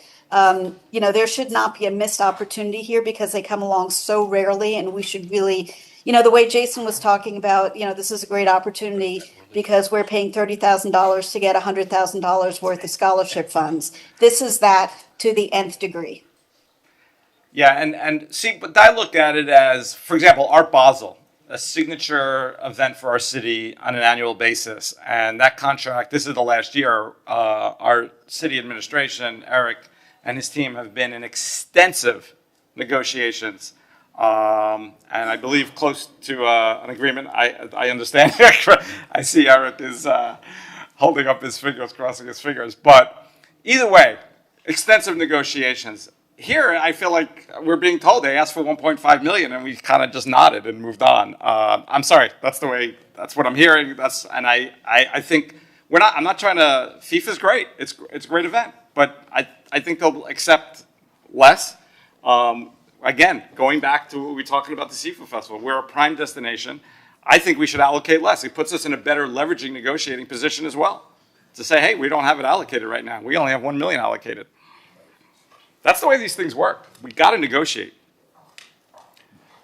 So I think, Chair, I think hearing that, but I think that overall there's a consensus, at least for now, until the commission takes its final action on the contract. We can leave the budget allocation as is. And again, we have time at the September 1st or 2nd budget hearing to ratchet down which I think is. And I'm supportive of that for the only reason, because I don't want for us to sit there and start allocating other things, saying, oh, we have an extra $250,000 or $500,000. Right. But by having this earmarked, by no means that's what we're ultimately committing to, right? We want to see ultimate bang for the buck. And I'm really doing this just so nothing else gets earmarked right away in its place, because the second this opens up, there's 7 things that are going to go in for that funding. Yes, so this is the absolute maximum amount that could be earmarked, but that doesn't mean that's ultimately what we commit to. You know, we see the tough conversations that we're having all across the board, and all across the board means all across the board. Thank you, Chair. PJ, we can bring the presentation back up. We'll continue. Okay.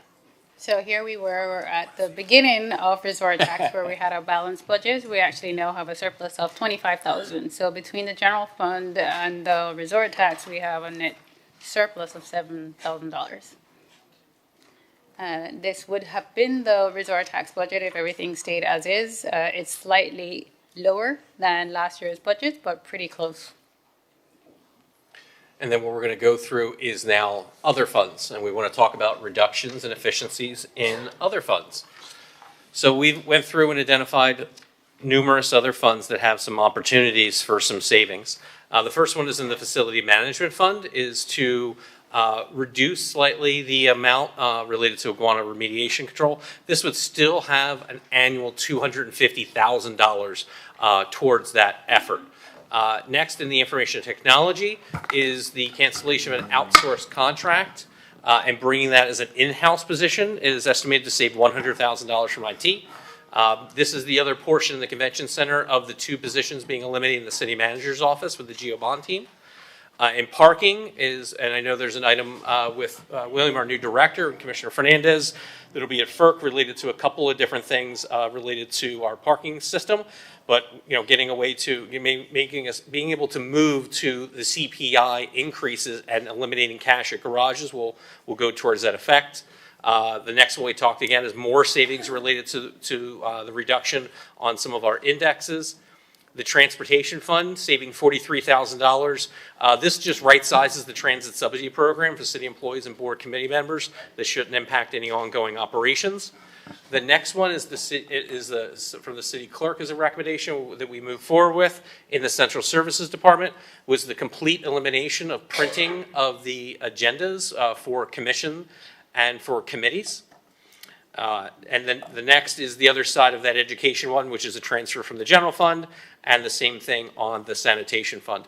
So if you add all of that up, that's an additional $600,000 worth of cuts and savings that we have in our overall budget. Things that if we did not accept these, we would not be able to go forward with some of the enhancements that we had, correct? Correct. These are helping. Remember, sanitation fund is structurally has a deficit, so that's helping towards that. And in transportation, though it will have a structural deficit when the new trolley contracts comes in, which is why we're so hesitant to add any of those new enhancements. I know we talk about freebies, we talk about senior bus rides and things like that. Those are all wonderful ideas, but we don't. So I'll just say one thing, then hand it over to my colleagues.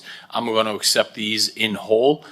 If you went line item by line item, there's good things you could say about all of these. But that's how we get to $1 billion budget, is by saying, this is nice to have, just put it in, right? So I'm going to accept these in whole, and I have a list of my own that I'm going to propose to my colleagues.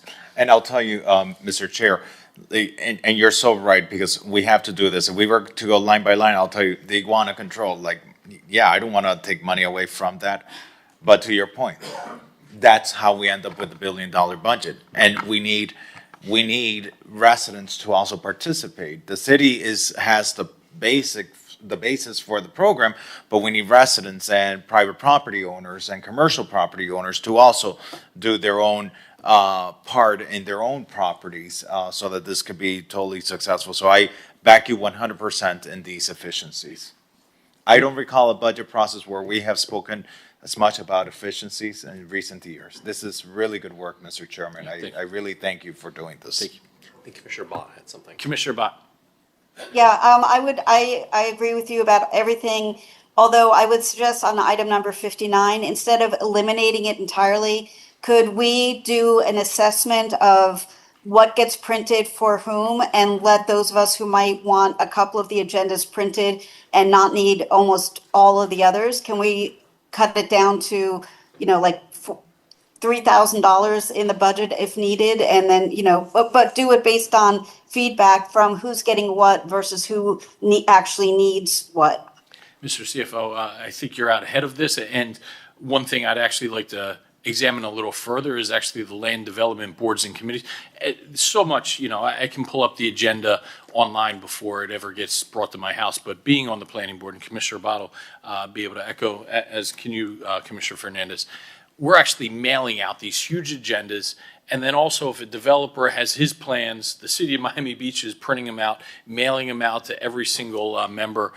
So perhaps we can talk with the land use board members and say, do you truly need these hand delivered to your homes, or are you okay with a digital agenda and find the even further cost savings there? But Mr. CFO, to Commissioner Bott's point.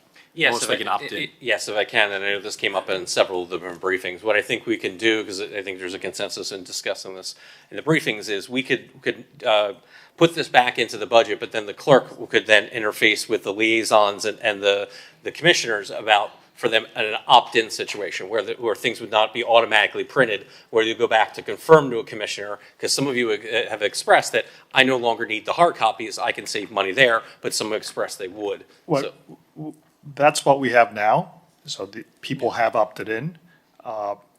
We We could do that again, but what we had done in the past is the administration side was a no, except for the clerk's office who had one copy for the public.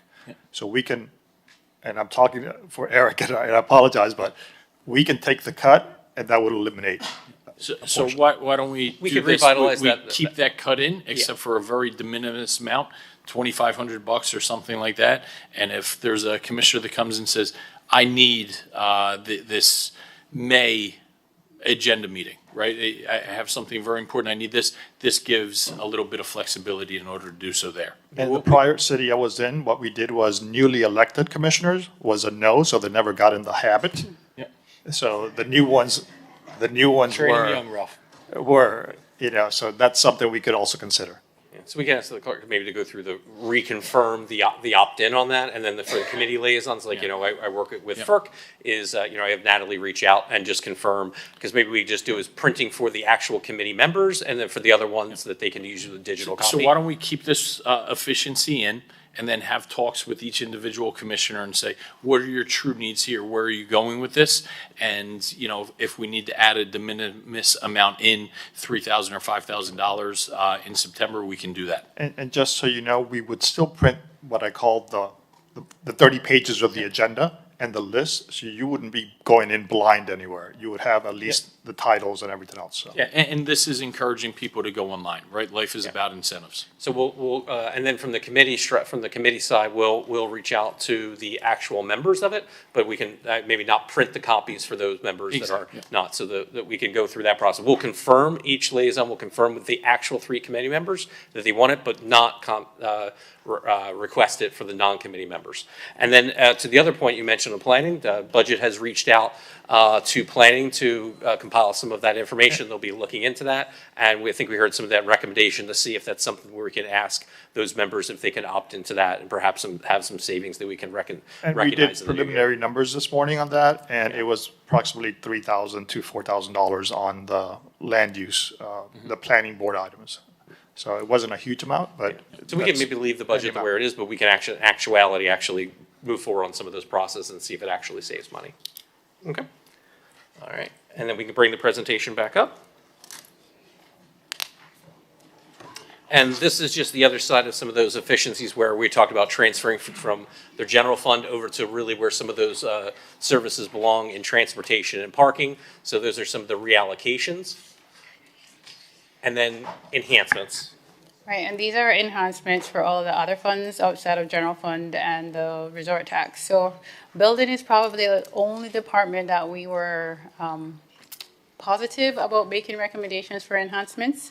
They do need some right sizing, they need to be more efficient, and they ask for upgrades on their technology. So the first 2 items are one time, and that's going to give them upgraded laptops and computers. And then the second item is to get some help on their Energov ERP system. They are requested additional positions. We recommended most of what was requested. The first set is actually 5 positions to create a private provider inspector division, and that's supposed to help with inspections and help the review process to be expedited. And then they're adding other positions for roofing, and there are some other positions for flood mitigation, flood plan manager, and there are 2 positions that environment and sustainability will be working with building on some specific plan reviews. So next we have Mr. Chair, Yes. I'm sorry, I have a couple questions on some of the building services enhancements. Can I ask them here? You may. And Vince, Thank you. as Vince is walking up, Tanya, let him get to the podium, but like we said, show us your budget, I'll show you our priorities, public safety, but then also we've all sat up here and focused on really revamping the building department, the permitting process, helping small businesses. I'm sure you take notice that, you had carte blanche to revamp your department as needed. First time we met, the thing I said, I want to hear anything from you, but never tell me this is the way things have always been done. So your department has really been prioritized for a total revamping. Commissioner Bach, go ahead. Vince is at the podium. Great, thank you. Vince, can you help me understand just, I love having flood mitigation specialists and floodplain manager. What do they do when we're not in rainy season? I'm sure that's a stupid question, but that never stops me. No, there's no such thing as a silly question, ma'am. Again, the flood mitigation is to improve and maintain what we currently have as a CRS rating. Okay, we're right now a level 5. That gets everybody in the city of Miami Beach a 25% discount on their flood insurance policies. We're always pushing the envelope to try and improve and raise that CRS level to further gain discounts with FEMA. Also, we are a very intense flood-prone city, so the review, the planning, and the implementation of those programs are crucial for the further of that endeavor and that goal.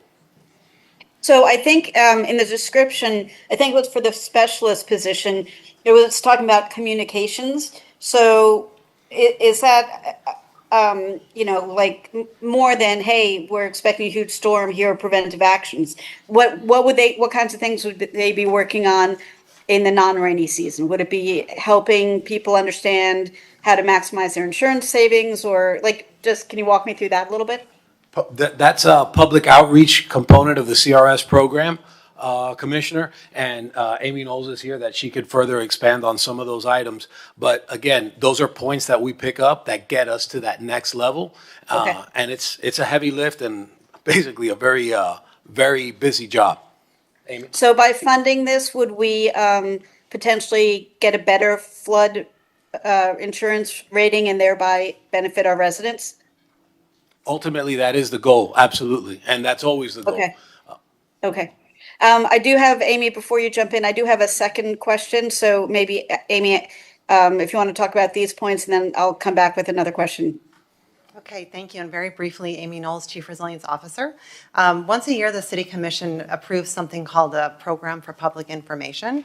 It gets us a huge amount of points for our CRS rating, and it also has tons of activities to make people aware of flooding. 93% of our buildings are actually within a special flood hazard area, and we have lots of different activities, and so it would help definitely support that in the overall program.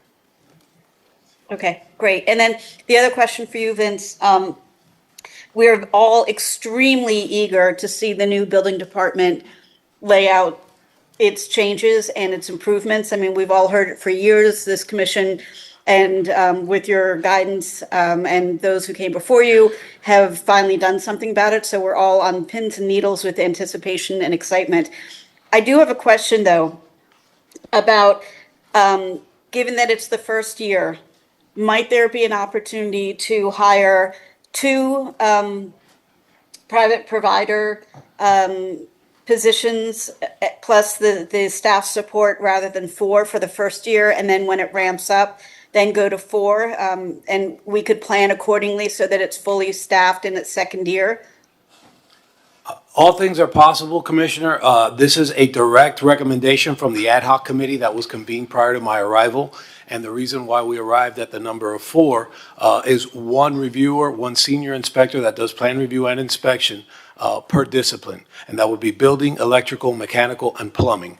If you like, I could share some of the numbers of all the inspections that we have on our daily routes. They're pretty substantial, and this would be a dedicated group to prioritize all the private provider work that's currently going on, and then ramp over into any overflow with the regular workflow that we have day to day.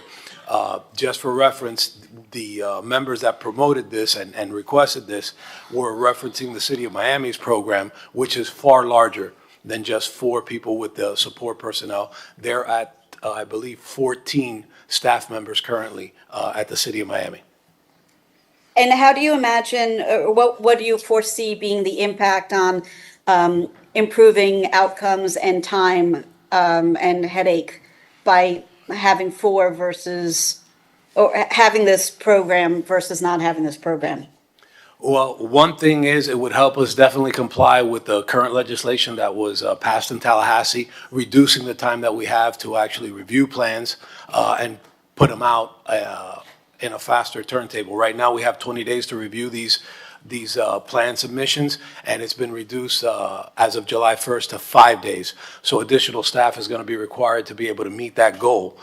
This helps us achieve that, basically what boils down to an unfunded mandate from Tallahassee. So there we're compliant with those provisions in the House Bill for Construction Regulation. And again, faster turnaround time and quicker service is the ultimate goal. Okay, thank you for explaining all that. I appreciate it. Okay. Yes, ma'am. So we'll bring the presentation back up. And we're going to move on to parking. So these two enhancements are being funded through the parking fund, which has sufficient funds to do this. This is adding to initiatives that our new parking director is working towards, which is our cleanliness and odor control issues that we have at our garage, and we think that this will be successful towards that endeavor. And then we have a list of some other enhancements through some other different funds. The transportation fund, we did the spotlight at the retreat, so we again, we have sufficient reserves to fund on some one-time basis, but we're very concerned on a long-term structural basis. So anything recurring transportation, I know there's a lot of interest in transportation, but we're not able to recommend recurring. But this is the $600,000 match to the $600,000 grant we've already been awarded by the state for the water taxi. So we're excited about that. That's 50 cents on the dollar in services for our residents.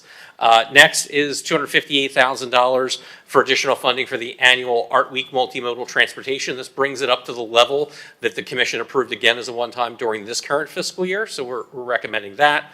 Again, we have living wage across all of the other different funds. Convention Center has requested a few different positions. The one we're recommending is an HVAC mechanic position. Next is the other side of the digital media specialist for the communications area across multiple different funds. And then last is the administration is recommending to continue with the North Beach restricted residential parking zone to continue along with that. That includes a CSR position. And the next is refilling back an overfill position for the customer service rep and the customer service center that was eliminated during COVID, and we wanted to return that back. So that's an additional $3.4 million across a bunch of different funds. So we're going to wrap up the operational part, and I think we'll get debate, but I want Tamika just walk through the next steps. And just before when she ends, we do have another PowerPoint presentation where we're going to talk about an update for the capital, because we're pretty excited about some projects. But Right, so we're coming to the end of the budget process, almost. Next week, Wednesday, 2 Wednesdays from now, we're going to have the commission meeting to adopt the maximum millage rate, and we will be recommending a flat millage rate as discussed earlier. Once we adopt that millage rate, that will be sent on to the property appraiser's office, and then the property appraiser will send out a notice to all property owners on the proposed tax bill. In September, we'll have 2 public hearings, one on the 17th, which is a regular commission meeting, and then we'll have a special commission meeting on the 30th to adopt the final budget. And then we start the whole process again in October. Thank you. I don't know what direction we'll take this, but maybe as the chair, I'll take the privilege to start going through some of these. There were other efficiencies that were put forward that didn't necessarily become recommended. I'm just going to kind of go line item by line item and highlight some of those and see if we're going to have support from our colleagues. There were efficiencies that department heads put forward or line items that weren't necessarily recommended or adopted by the commission, and I'd like to gauge the temperature of my colleagues to explore these further. The college intern program, I think I got an adequate answer there, so I'm going to take that off the table. The daily media clip. Melissa, I don't know if you want to speak to this, but I gathered that that's just kind of the email that we get in the morning saying, here's all the areas where Miami Beach is kind of mentioned and things like that. Again, nice to have? Yes, of course. But we all live and breathe this city. We all live and breathe, so we're all very well aware of how Miami Beach is mentioned in the media. I think at a time like this, we can use that $15,000 savings from our budget. I have a question on that. Is that something that perhaps, we have a contract with the Greater Miami Conventions and Visitors Bureau? Is that something that maybe we can get these clips through them or through some other way? Sorry, hi, good afternoon, everyone. Melissa Bertier. I can ask them. I'm not sure if they do daily ones. I don't receive them. The VCA does do some daily clips. It's not nearly as comprehensive as ours, but we can certainly ask them, and make that reduction. And so who had recommended this reduction? That was a possible reduction from our team. Okay, so it was something you guys were proffering? Correct. Okay, all right, and how much Can I ask a question about this? Sure. Yes. If the VCA is also doing one, but it's not as good, could we not cut the VCA one and keep this? I mean, I find it incredibly useful, actually, because yes, I get a bunch of information just from living in Miami Beach, but this captures stuff that I would never see and is useful for marketing the city, making our positions known, supporting our positions. I don't think we need two, but if we're going to cut one, I would rather cut the lesser of the two. Well, I'm gonna turn to Eric and Melissa. I'm not sure, we have a contract with the VCA. I don't think first of all, I think I get those emails, there are like 3 clips in them. I don't need them either, but I don't think we pay specifically for those clips as opposed to what Commissioner Magazine is saying about It seemed like internally. a subscription service, right? Because it just goes to the elected body and senior administration. Correct, through Meltwater, but we certainly do a lot of work. It's not just plug and play. Okay. I mean, I really enjoy those updates. It gives me a pulse on where Miami Beach is and international media, national media, even locally. I find them very useful. I think not having that information would put us at a detriment in some way.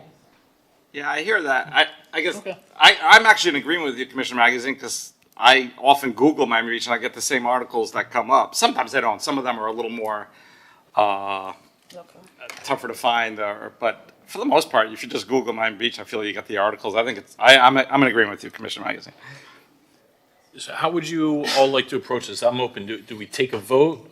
What's the recommendation of the administration? I want to know what the recommendation. It's not to include it as an efficiency reduction. So what I can tell you is that this was one of the ones that was right on the border when we were drawing the line.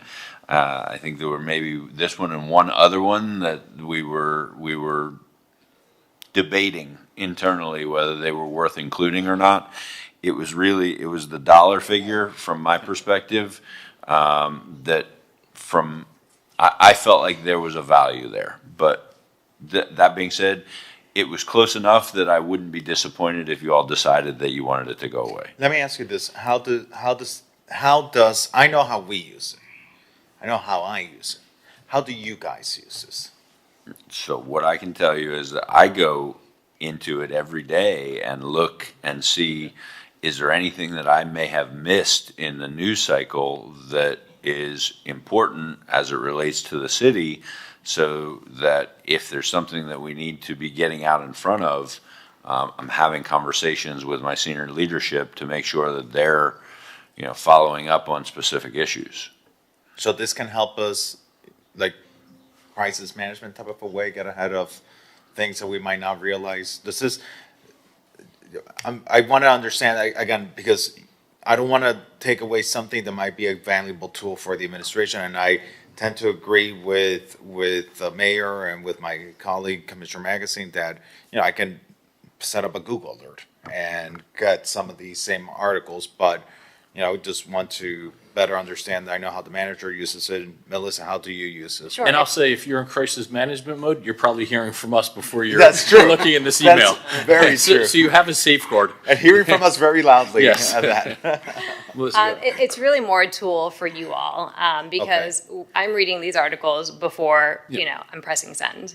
Okay. And so sometimes you'll notice in those articles, the other day there was Good Morning America. They had published a piece about beaches that were closed over the holiday weekend. And in my little notes, I don't know if you guys read it, I said they used a photo of Miami Beach inadvertently. So I was able to say, we contacted Good Morning America, and that was changed.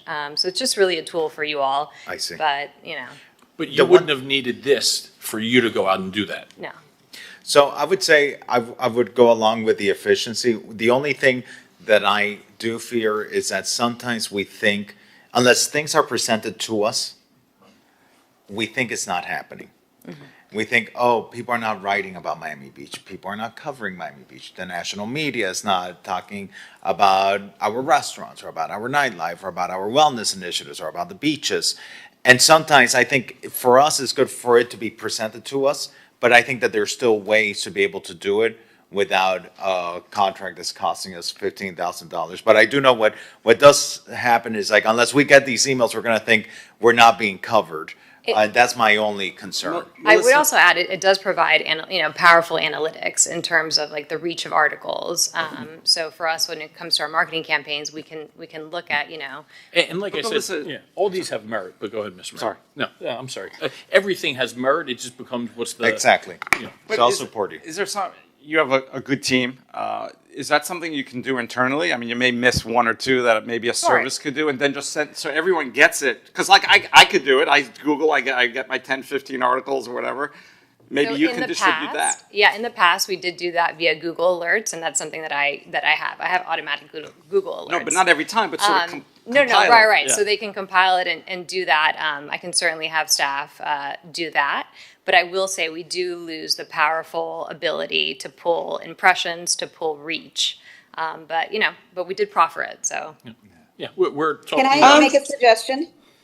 Commissioner? Can I make a suggestion that we leave it here for now, and between now and September, have a conversation with the GMCVB and look at what the VCA is doing and see if we, instead of cutting it entirely, can find a different way to get the information that's delivered, either at a lower cost or at a cost absorbed by somebody else. I find it very useful, and from my background in branding and marketing, I will say that the analytics are very important, and that's not something that can be compiled easily. It is, Melissa's team is pulled in a million directions, and this is a time-consuming task to do daily. And I speak from experience. It's even with Google Alerts, it takes a long time. I used to spend a good hour every morning at least doing it for companies that were far smaller and less interesting with no global coverage, unlike Miami Beach. So I would say before it's only 15,000. And so before we kill it, let's give it another month to see if we can find a different way to fund it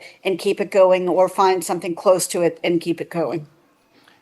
I agree with Commissioner Bott that knowledge is power, and this is very powerful information that we get every single morning. And I do think it shapes the way that I look at different issues that come before us. I read that email religiously every single day, and I can see here's what the trend is in hospitality. Here's what the national conversation is, and I do think it informs my policy making.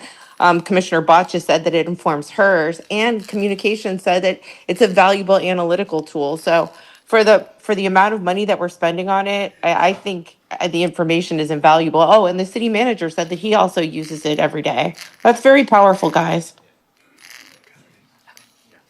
So I would recommend against, but I'm fine to leave it in for a further reanalysis. Listen, and Melissa, I think the world of you. So this isn't, you or your team. I get, what is it, X or Twitter now, and that's the most powerful tool that there is, right? You look at that, you can fine tune it. You get things for all of Miami-Dade. When we talk about doing more with the same or more with less, we got to lead by example too. But I'm fine to leave this in until a further point is made, and we top of the list to reevaluate in September. So I'll go to the next one. And again, these aren't that there's no merit in it, right? Of course, I don't want to sit up here and sound like the Grinch, but going through these, we have a $300,000 employee wellness program. And the description was Zumba, yoga classes, and things like that. I am hard pressed to go to my residents and say, I can't deliver an elevated crosswalk into a park for kids to walk across to keep them safe, and it comes at the expense of wellness for employees. I want our employees to be vested in our community. Go out and do yoga. There's so many free fitness classes and wellness classes. That's why I live in Miami Beach. be more a part of our community. I don't think we need this fine-tuned. Is it a program that we could add further in the future? Sure, but this is a huge ticket item, $300,000. Think about the things that we're essentially foregoing for our residents for this. So again, it's not without merit, but when I think of a $300,000 employee yoga and Zumba program, I just think that money can be better allocated elsewhere. I'm the Grinch, I know. How well used are these programs?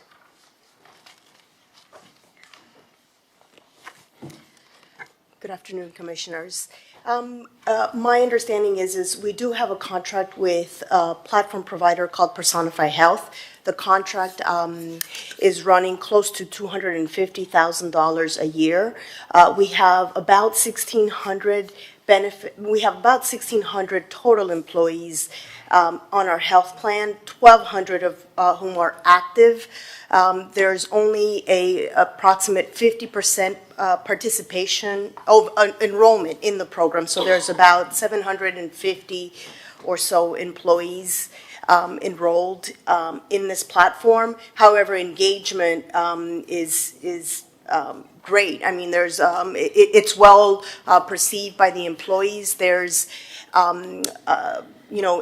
the participation is incentivized through a reward system. It's connected to enrollment in our health plan. And so we think that this it motivates our employee, it creates cohesion, and it also keeps our employee healthy. I'm going to pro-offer Ernie doing Zumba classes in the park, out in Pride Park. And we just saved $300,000 and made employees happier. Who was that Billy Blanks with the kickboxing? That is you, okay? And you just saved our taxpayers $300,000, increased employee engagement, and made us a healthier city. Ernie, thank you.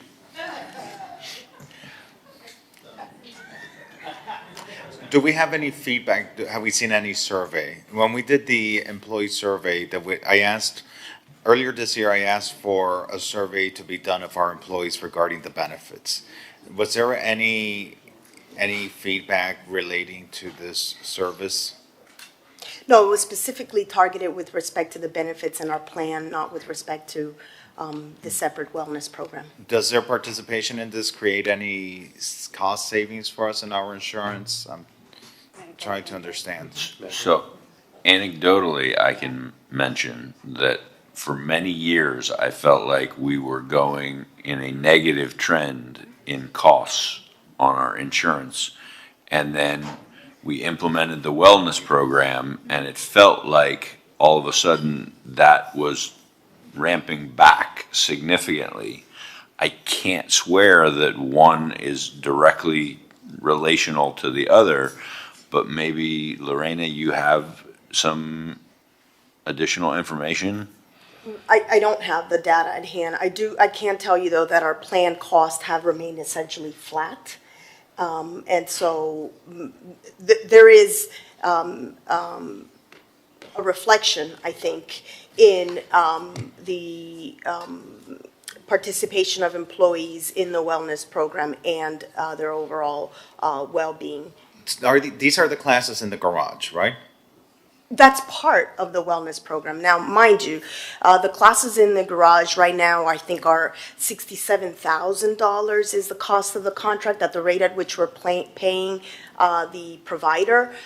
Those classes are funded through a wellness fund. It's an allowance that's already baked into the cost with Cigna. So Cigna allocates $100,000 that we allocate part of this to pay for the wellness class. Okay, let me ask you a different way. Is the classes in the garage separate from this? Yes, sir. So in addition to the $67,000, we have these $300,000 for this other program? That's correct. That's it? Yeah, okay, I'm fine getting rid of this. The one thing I do know is that our employees do appreciate the class that they have here in the garage because it's accessible and they can participate. It's a group activity. There's encouragement. It's even great for team building and all that. I have heard good reviews about that. About this other program that we're paying $300,000 for, I really haven't heard anything about, so from what I'm gathering, I feel free foregoing that. Yeah, and I said the Ernie thing in jest, but we have the South Beach Track Club that has engaged all of us. Those are free classes for everybody. For everybody, whether you're a resident, whether you're an employee, there are so many ample opportunities to get out there in the park. Mr. City Manager, if you have a picture of you doing the City of Miami Beach Zumba classes, I'll double the funding here. No? All right. So we're all aligned? Commissioner. Lorena, could you help me understand what this program does? I thought it covered the classes, but you're saying that's a separate fund. So what does this program do specifically? We have a mandatory, it's voluntary for all benefit eligible employees to register in the wellness program ran by Personify Health. This is a platform-driven program that provides a slew of wellness-related programming for employees. Platform-driven? Well, it's on your app. Yes, there's an app for it, but it could also be accessed on. I have this. It's silly. On the internet. So what does it do?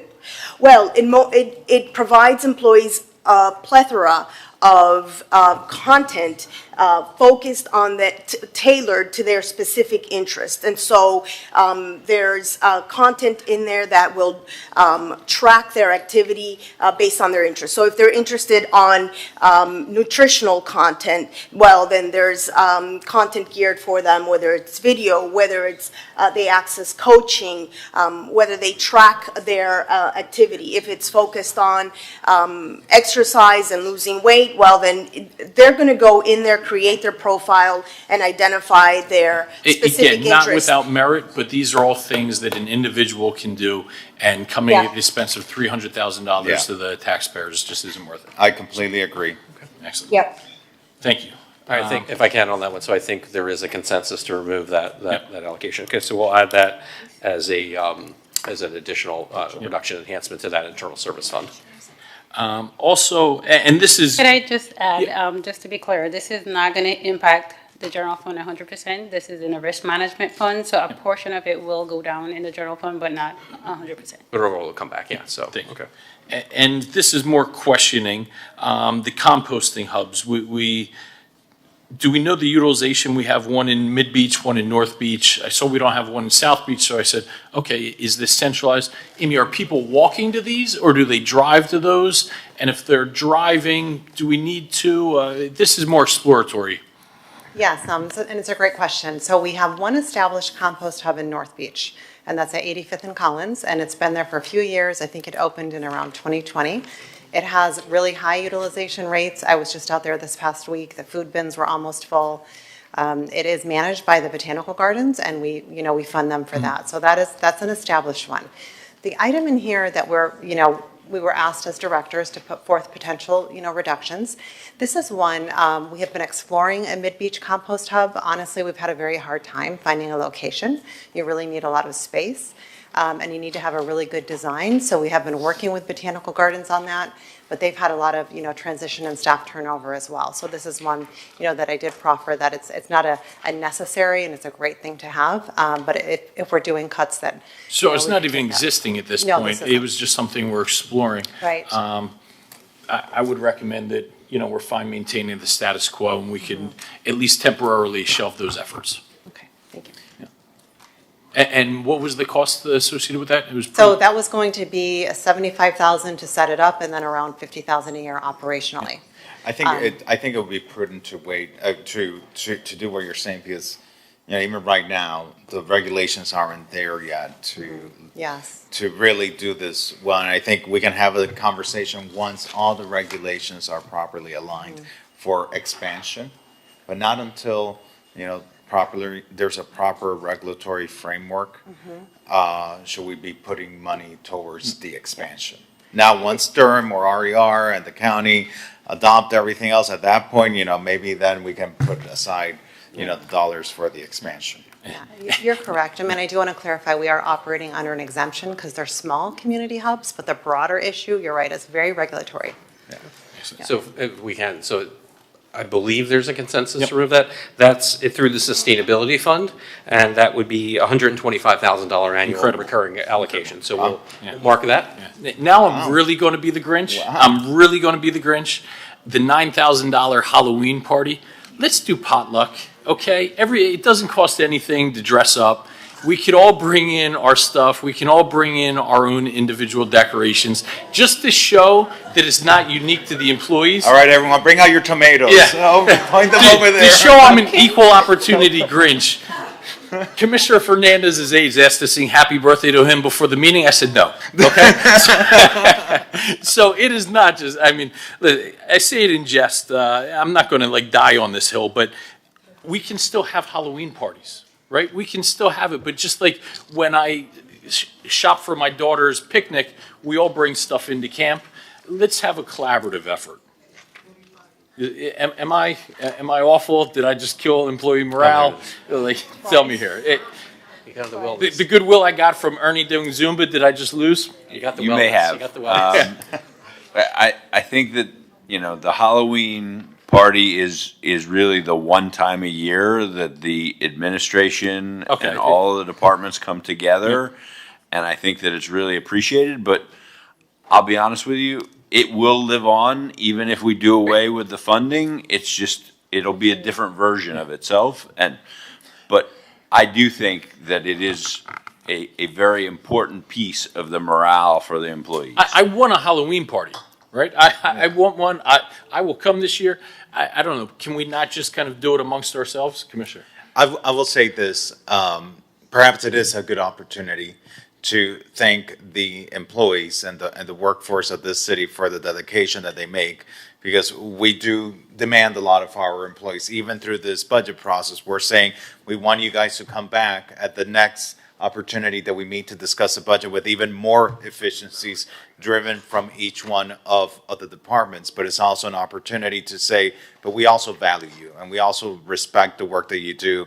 And we are one team, one city, and having those opportunities to come together to have just camaraderie and to support each other and be able to have these interpersonal, activities. I think it's good. It's good for the morale. It makes the city of Miami Beach a fun place for people to work at. We just don't want people to come and work, but we know if you love the place that you work, you're going to do even more for your employer. And so because of that, I think, we should keep it there. I think we do want our employees to leave this meeting knowing, we do have to drive efficiencies, but we also value you, we respect you, we love the work that you do, and we want you to enjoy coming to work in the city of Miami Beach. Commissioner. I just want to echo the comments that were said. The Halloween party is a highlight. I was a judge this year. I've attended the last few years. It's fun. The employees love it, and to the extent that we can keep it, I think it's important. Okay. We'll make sure you're a judge this year. There was a CAT program coordinator and CAT trapper coordinator. I know not to go against the Cat Lady Lobbyist Group, but this comes at an expense of $180,000, and next year $230,000. Are these not positions better suited for contractors? Those seem like incredibly high numbers. I'd like an answer right meow.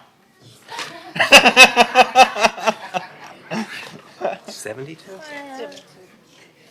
We're happy to explore how best to Yeah. deliver the services. I mean, at the end of the day, we do think that this program is a beneficial part of the Miami Beach community, but we're always looking for ways to deliver more efficiently and better service. Yeah, and it's obviously important, but those numbers were eye-popping, where next year, just for those two positions, I was thinking about resigning and applying for those.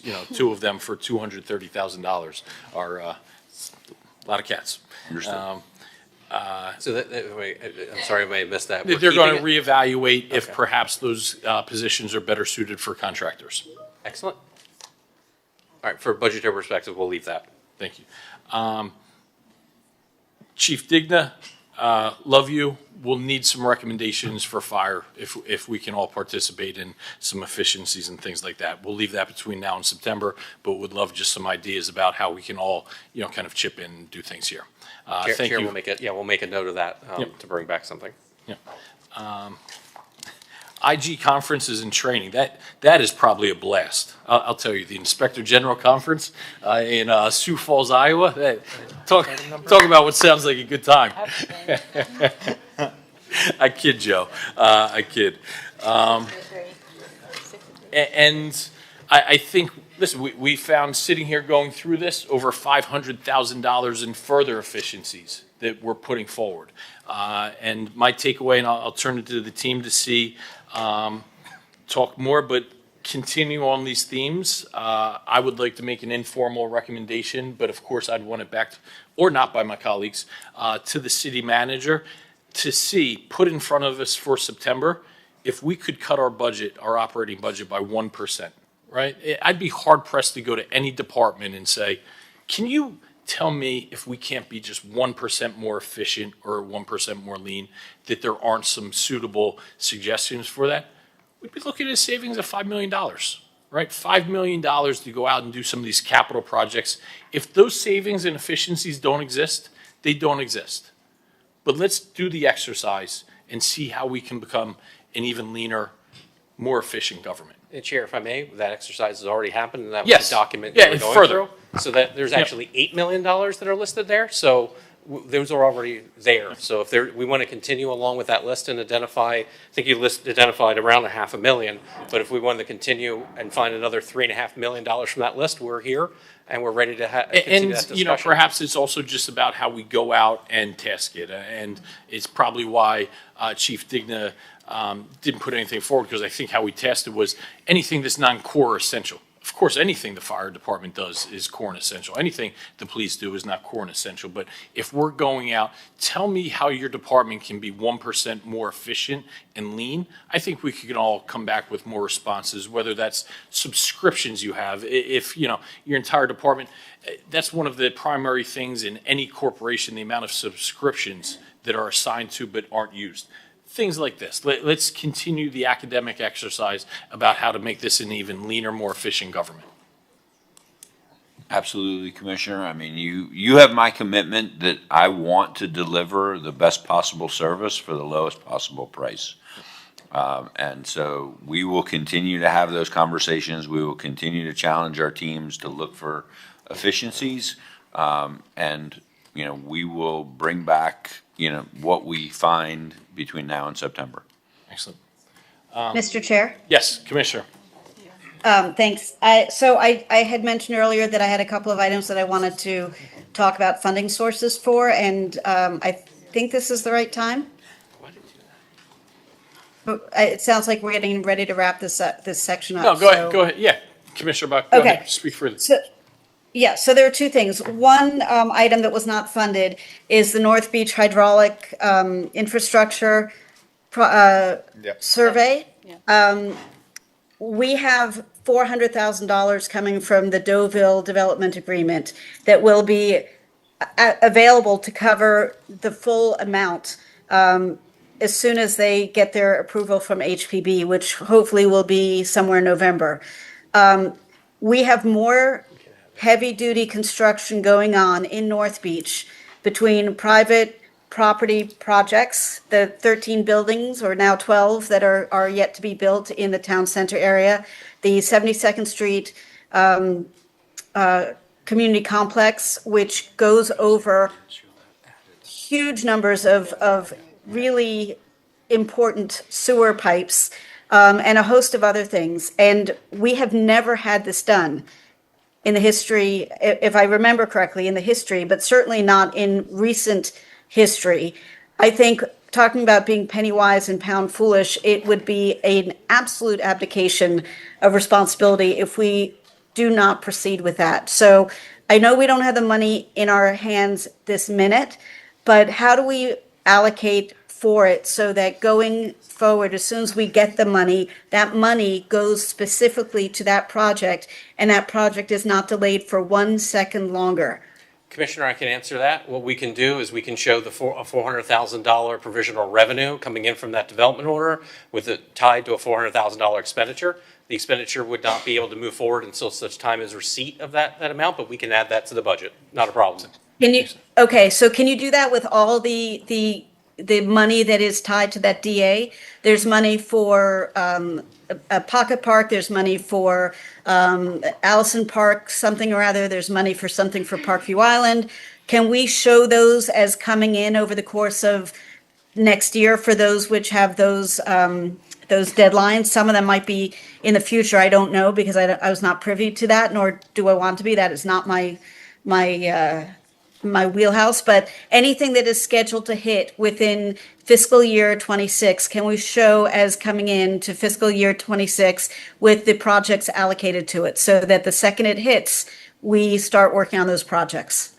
Yes, Commissioner. OMB can work with David Martinez, the ACM that was in charge of that negotiating development order. We can identify items that he believes will be something that will be met in FY26, and we'll show that revenue offsetting the expenditure. We'll do that. Okay, that would be great. The second thing I'd like to propose is that the commission allocated additional funds so that every commissioner who chose to could avail themselves of the opportunity to hire a second aide. Sarah and I are doing just fine.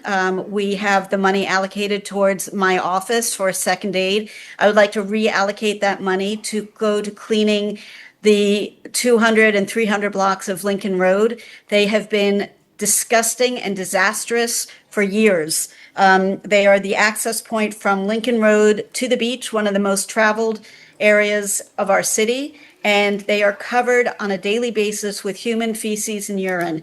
I know our police department, our homeless outreach team is working towards helping ameliorate with the homeless issue, but currently, if I'm not mistaken, it is slated to be cleaned only twice a week, and that is wholly insufficient. When we met with a bunch of department heads and residents from those blocks a couple of months ago, I think the estimate was approximately $180,000 for daily cleaning first thing in the morning. And so I would like to reallocate my second aid budget to that purpose, effective immediately. So, yes, Commissioner. So what we can do for the 26 budget is we can show the removal of that funded position. I believe it was a $120,000 annual allocation, and we'll show that as a transfer from the general fund to the sanitation fund for $120,000, and that will give the Public Works Department Sanitation Division $120,000 for contracted pressure washing services specific to that endeavor. We can do that. Thank you. Okay. Chair, I think that was it from Commissioner Bowe. Yeah, I had two items I wanted to bring up for potential looking at adding to funding. We're looking to cut. So two things that one is $129,000, the other is $80,000. They've been approved by the commission. I guess one of them is talking about North Beach, and I had brought several years ago. We had lit about Normandy Fountain, the blocks surrounding that with palm tree lighting. I really believe it's helped the area, including the businesses and obviously the residents. So there was an item I brought that our commission, actually there are six sponsors. Well, I'm the sponsor, Commissioner Fernandez is a sponsor, Commissioner Rosa Gonzalez is a sponsor, Commissioner Bott, Commissioner Dominguez, and Commissioner Suarez. I could have just left the one person who didn't sponsor, but I know you voted for it, so it passed unanimously, but it's not in the budget, and I think that's North Beach does tell us from time to time, and sometimes I think they're right, that we don't extend the loving to them. And I think this is a good way to really help our businesses and our residents. So that's an item, again, that passed 706. In addition to me, there are 6 sponsors. So that's one. If you want to discuss that before I go to my next item that I want to Chair, I'm sorry, Mayor, which item number was that? I apologize. It's the extension of wraparound palm tree lighting on 71st Street.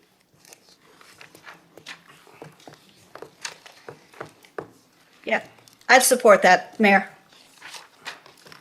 I know this is probably shocking to hear. Yes, I was going to say Miss North Beach. That's right. By the way, your offer before to use that that monies is very generous of you, and I think it's a very nice of you. Thanks. So that was 129,000 for wrapping North Beach lights? 129. Item 77. You have down by the for Miami Beach and the America. It's on page 17 of the slides. Yes, that would be item 77 for those following at home. We'll put it on the record just in case. No. And Mr. Chair, must Yeah, it's general fund. It's general fund, right?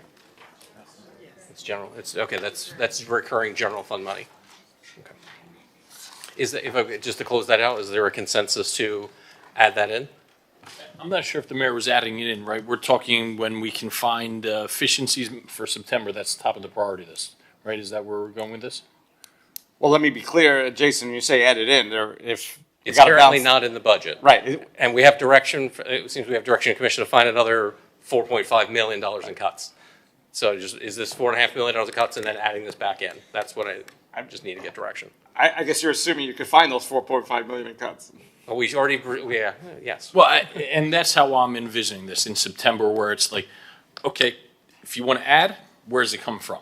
Right, and if you want to put this at the top of the priority list, you have my full support for that. If maybe just, I appreciate it, just for process-wise. So what we do is we'll have this preliminary budget. We already have some cuts that we've identified here, and that will be the preliminary budget. When we come in September, we'll present our preliminary budget numbers, and we'll say, go through the exercise. Here's an additional $4.5 million-ish amount of potential cuts that we've identified, and whether the commission wants to move forward on them or not. And then also, at that time, there might be, if there's a cut, then say, okay, we can add, I'm going to take this $129,000 cut so I can fund this $129,000 item.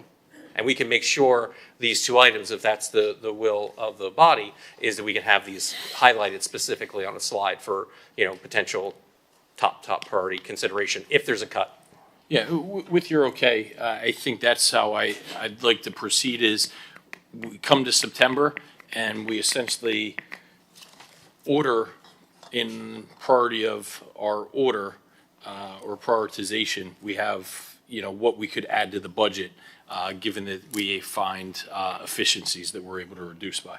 Jason, is there a distinction with what Chair Magazine is saying as opposed to what you're saying to just add it in now?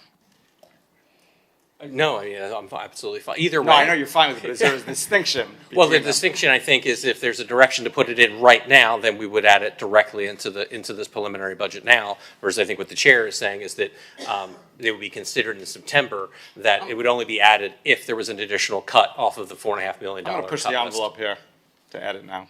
Do we have means to do so? There were some additional cuts that were proffered up here. We already had, find $18,000 by adding in the addition, back in the fourth item. But when we cut some of these other, the composting will not assist. The wellness program cut could bring some dollars into the general fund to cover it. Yeah, about 50% of the wellness. About 50%. So it would probably take up all of the general fund cuts that you just did.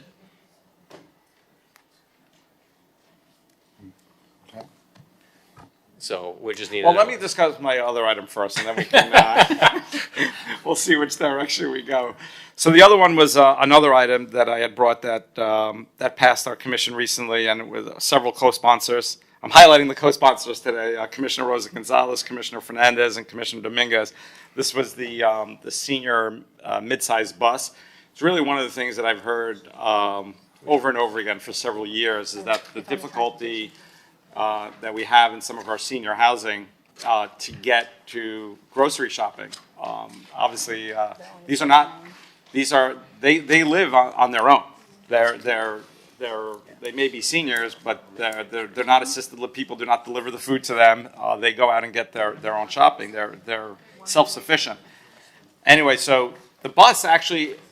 Great. I'll give the administration kudos. This bus there's 5 different senior centers. One day a week it would go to another, and the entire cost that I'm being told is $39,000. I mean, that is that is sounds like a bargain to me in the scheme of things and the quality that we're reaching hundreds and hundreds of seniors to assist them with their grocery shopping. I will want to add, and they brought it to my attention a couple of months ago. This has not been brought to commission, but I'm going to throw out the request as well. The Jewish Community Services, which has daily events for seniors. And by the way, for anyone who's not familiar with the Jewish Community Services, obviously its origins and why Jewish, but it serves our entire community. There are many different backgrounds and ethnic groups participate every single day from our senior population. Does a great job, and what essentially they're saying is they do 80 different rides a day. I guess 80 seniors to do grocery shopping appointments, go to the bank, doctor's appointments. And they are funding part of it, and they've also asked for $41,000 on an annual basis to be able to do those 80 rides per day. So that would be $80,000 if you combine the $39,000 for the bus and $41,000 for here. So just everyone. I'm rounding off. It could be 41,000 and change. Right. So just for everyone following at home, this is item 137 on the recurring enhancements. It's $39,000 for the senior mid-sized bus program, and I think that the mayor's it's actually an additional one, which is not currently under the mayor's bringing up now. Is not only enhancements, which is a $41,000 related to, I think you said the JCC, also JCS. Jewish Community Services on Española Way. Senior transportation program. So there's three that the mayor is proffering. They're all recurring. 129 on the North Beach wrapping is the first year, then it goes down because of the maintenance, and then $39,000 for the senior mid-sized bus, and then $41,000 for the JCS senior bus. Those are all recurring dollars. And as I know, Chair, we talked. Recurring is very difficult to find by, but there were some cuts that were just made here, so we just need to know under consensus are any of these to be considered to be added into the budget now? This would be a general. This would have to be a general fund because the transportation has issues to transfer to the to the transportation fund if they were going to be covered, or they're going to be considered in September if there are additional cuts. That's what we need to, Chair. We need to get some consensus from the body. Listen, just because I'm chair, I'm just one vote on these. Part of it comes with just wanting to marinate for the next month and finding some cost savings. And that's why I want to kick these off. But the other is to kind of go in, I'm just one person, but to say, okay, here's the items that I'd like prioritized. I haven't done that academic exercise. But I'll defer to my colleagues about what direction you all want to take. Well, and I just mentioned it earlier. I mentioned Clean Miami Beach, which is out in the sands, cleaning our beaches. I don't know if it's going to be exactly the amount that they're asking for, but I do think it's something that is important that if we do have efficiencies, that we should incorporate it, and the breast cancer screening for early detection for our residents. Those two, I mentioned them earlier. Mr. Manager, I think you told me you had them in your notes? I absolutely do. Okay, so I just mentioned it earlier, so we can. Yeah, the Clean if we Miami can if we can find the funding for it, that'd be great. So it's a $45,000 one-time grant for the Clean Miami that the commission approved as a one-time this year. You're requesting to see if we can identify one-time dollars again. And I'm happy to meet with you guys because if we can't fund the full amount, I don't mind sitting down and seeing what can we fit into our budget. It's not always going to be the full amount that the applicant is asking for, but what we can do within our means. And I'm happy to sit down with you and figure out what can we do within our means. And yes, and Commissioner, I think that goes perhaps to the concept that the chair has proffered is that, we'll go back, we have our existing set of cuts, we'll revisit and see if there's sharpen the pencil, if there's additional cuts to identify several $1 million in general fund cuts. And we'll make sure to identify, some of these other priorities that were brought up here today to see if those are dollars that could be allocated through cuts. Because we also need to reconcile some of the on-the-floor cuts that were just made today to see what those impacts on the general fund. So we can come back to show, okay, this is where we were on a balanced budget as of now, but actually after some of these cuts, we ended up having a general fund surplus of $150,000 because there were some, adjustments we need to work Jason, out here. my preference would be for the items I mentioned to put it. I think I'm confident you're going to find the cuts because you're talking literally a multiple of 20 that you're trying to find cuts as opposed to. So I'd be comfortable putting it in now. Commissioner Fernandez, did you have 2 items or just one? 2. Was It's it the mammogram? The mammogram Okay.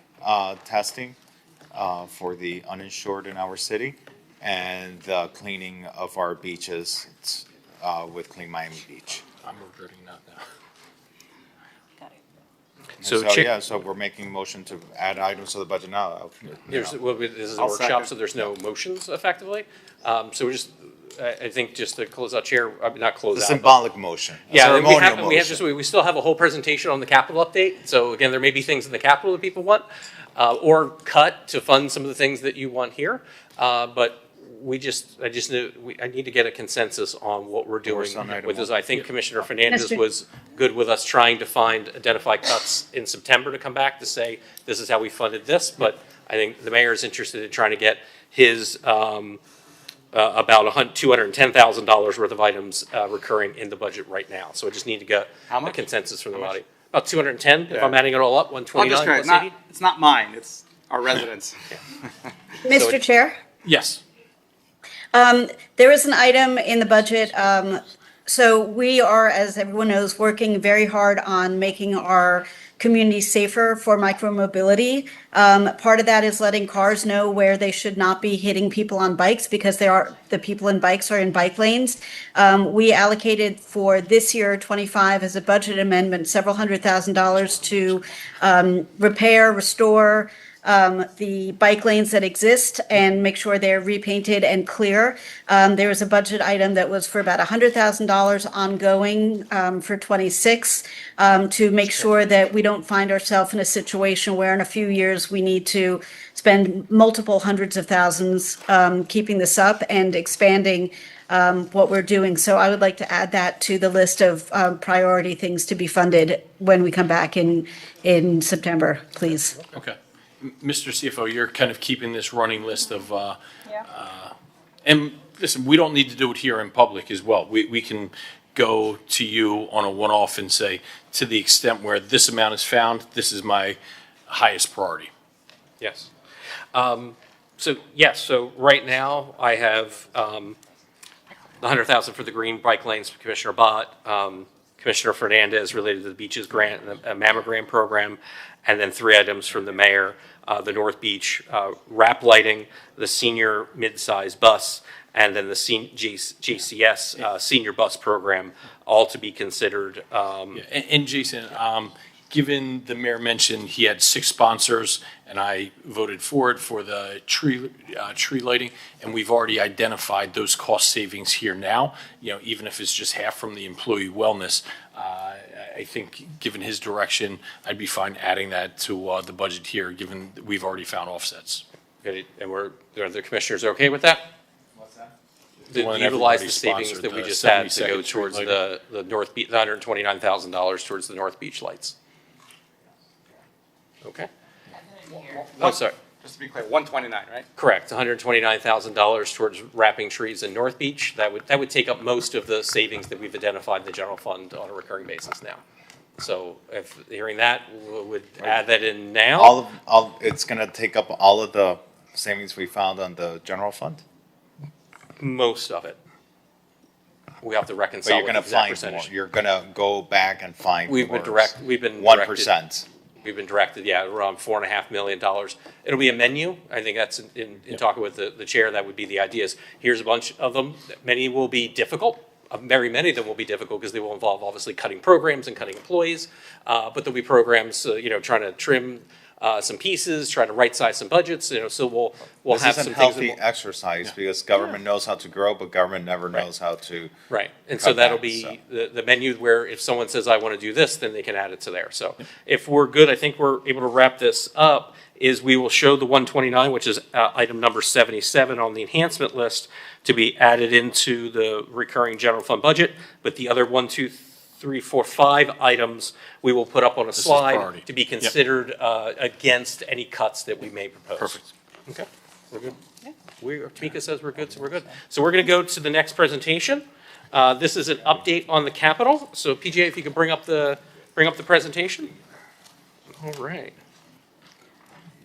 So this just shows where we are right now. When we met back in June, we had a little more asked for on the requested side. We actually eliminated some of the requests, and we'll go through the details soon. On the recommended side, we actually recommended over $4 million more, and we talked about funds that we transferred from the general fund over to fund more capital projects. So we're actually funding 45% of what was requested, and we know we have a lot still unfunded, but we did our best with the funds that we had available. So the next slide just shows the increase in the revenues that we transferred over from the operating budget over to capital. So we went from 4.9 to 8.4, and that's what helped us to fund additional projects. So I'm going to just talk through some of the additional capital projects we identified through some of the efficiencies and cuts that we have, plus some one-time dollars related to our reserves. So we just kind of went down our capital replacement program. Priorities is provided by the Facilities Department. You know, this was a direction of the commission back at the June capital update. So we got a City Hall jockey pump. We have a Ocean Rescue headquarters standby generator, plumbing renovations at Fire Station 2, roof replacement at Fire Station number 4. This is the Unidad building, the North Beach building shoring and structural repairs, a little more dollars towards that endeavor. Fire Station number 2, the vehicle awning replacement. The Miami Beach Police Department firing range, air filtration system and HVAC improvements of $300,000. A little bit more towards that training unit as we talked about because it's got 2 pieces. And then the Unidad elevator new vestibule area renovation out of Pago. And then this one's got some very exciting things on here. I think as Tamika had mentioned earlier, is we originally had identified the West Avenue Phase 3 as only having around $500,000 of the dollars that were needed to fund the above ground. We actually identified all of the funding needed to get West Avenue Phase 3 above ground portion funded. And as Tamika mentioned previously, we have now fully funded, this budget will fully fund the stormwater side, fully fund the above ground portion, but we're about $15 million or so short on the water and sewer, and we will work through that exercise related to utility rate increase ordinance in the new fiscal year. We were able to partially fund this West Avenue Phase 3 by the reallocation of the Baywalk Phase 2 funding, which was dealt with in the 1250 West Development, West Avenue Development Order. So we're excited about that. Again, the training unit renovations, and then the next 3 were commission capital priorities that we were not able to originally fund in June, but are able to fund now. That's $250,000 towards the Marine Park, the design and permitting phases only, not the construction. Alton Court Alley, a $400,000 allocation to do those improvements, and $90,000 for the Meridian Avenue traffic calming. Also, we're just kind of reversing what we're kind of planning related to 17th Street. And we are going to keep the dollars in the RDA bonds of the $1.9 million to resurface 17th Street, which will be Alton up through the hotel, which would commence when the hotel is completed, but we can get that design done early. And then my just Fallujah comparison, huh? I've heard such. Yes. We'll have that dealt with, and we'll get that under design so we can get that moving forward upon hotel completion. And then these other couple ones are a couple reductions actually from our capital program. First one's very exciting, is we received an allocation from the state through our appropriations process, and we were able to reduce the amount of water and sewer capital coming from our rural and replacement of $900,000 related to the payment we need to make to the Florida Department of Transportation for the Alton Road project. Again, the Baywalk Phase 2 and that Bass Museum Rotunda roof, facilities determined that they could actually move that project out 1 year. The roof got enough life on it. So that's an additional $4.2 million. Again, very excited that we were able to identify through efficiencies more dollars towards capital because we know that that's very important to everyone. And then just again, I just want to wrap up the process. We are going to set on July 23rd the maximum millage, which will be the resolution you'll see. We will all work together to now finalize our now revised preliminary budget. And then on September 17th, we will have our first public hearing, second public hearing on the 30th, and on the 17th, we will return with a set of general fund possible cuts that equal out to approximately 1% of that budget, which will be kind of used as a menu. And then we'll have the slide with the other elements that were not funded, which we'll consider top priorities, that if we want to add one, we got to subtract one. Yeah. And that would be it. So while we still have an audience, I want to say thank you to everybody. Commissioner Fernandez, happy birthday. These are tough discussions, but it's prudent on us to have this. We are stewards of taxpayer money. I applaud staff led by, at the top, our city manager and each department head that participated in this process of finding these efficiencies. And I believe it's one of the first times I've seen this brought up when it wasn't completely necessary through events like COVID or things like that, where we're getting out in front of this. I want this to be a new day in Miami Beach, a new way that we're essentially operating with an efficient, lean government, and I think that's something that we can all take pride in. So thank you for everybody's work in this. To my colleagues, it's an ongoing process, but it's a day that I think we can all be proud to stand in front of our taxpayers and say we're being responsible stewards of your dollars. Yeah, and I hope the residents who are watching and following appreciate what you just said and see the work that we're trying to do, not only to enhance our residents' quality of life, but the process that we go through to allocate that funding and make it happen. And yes, happy birthday, Commissioner Alex Menendez. I appreciate it. And thank you, staff. I hope that when we come back, we can find that extra efficiency. Commissioner Magazine, you have been leading with that message of making our government more efficient. How can we deliver the same services, improve in prioritizing what we really need, while at the same time, cutting back redundancies that we've just baked into the budget that we don't need anymore. So I am so excited on what the next meeting will bring, and hopefully the extra efficiencies. Don't limit yourself to 1%. But seriously, don't limit yourself. I'm sure we go back. Yeah. So thank you, Mr. Chair, for your amazing work. And just a shout out to Commissioner Magazine. After you were elected and I was elected mayor, I appointed you as chair of the Finance Committee, which is usually not the direction. You usually have somebody who's been a commissioner for a number of years. But that's how much faith that I had in your abilities. And I'll tell you, you have shined, and I think you're doing a fantastic job. So thank you for leading us and getting us to the point where we're at right now. Thank you. Motion to adjourn. Thank you all.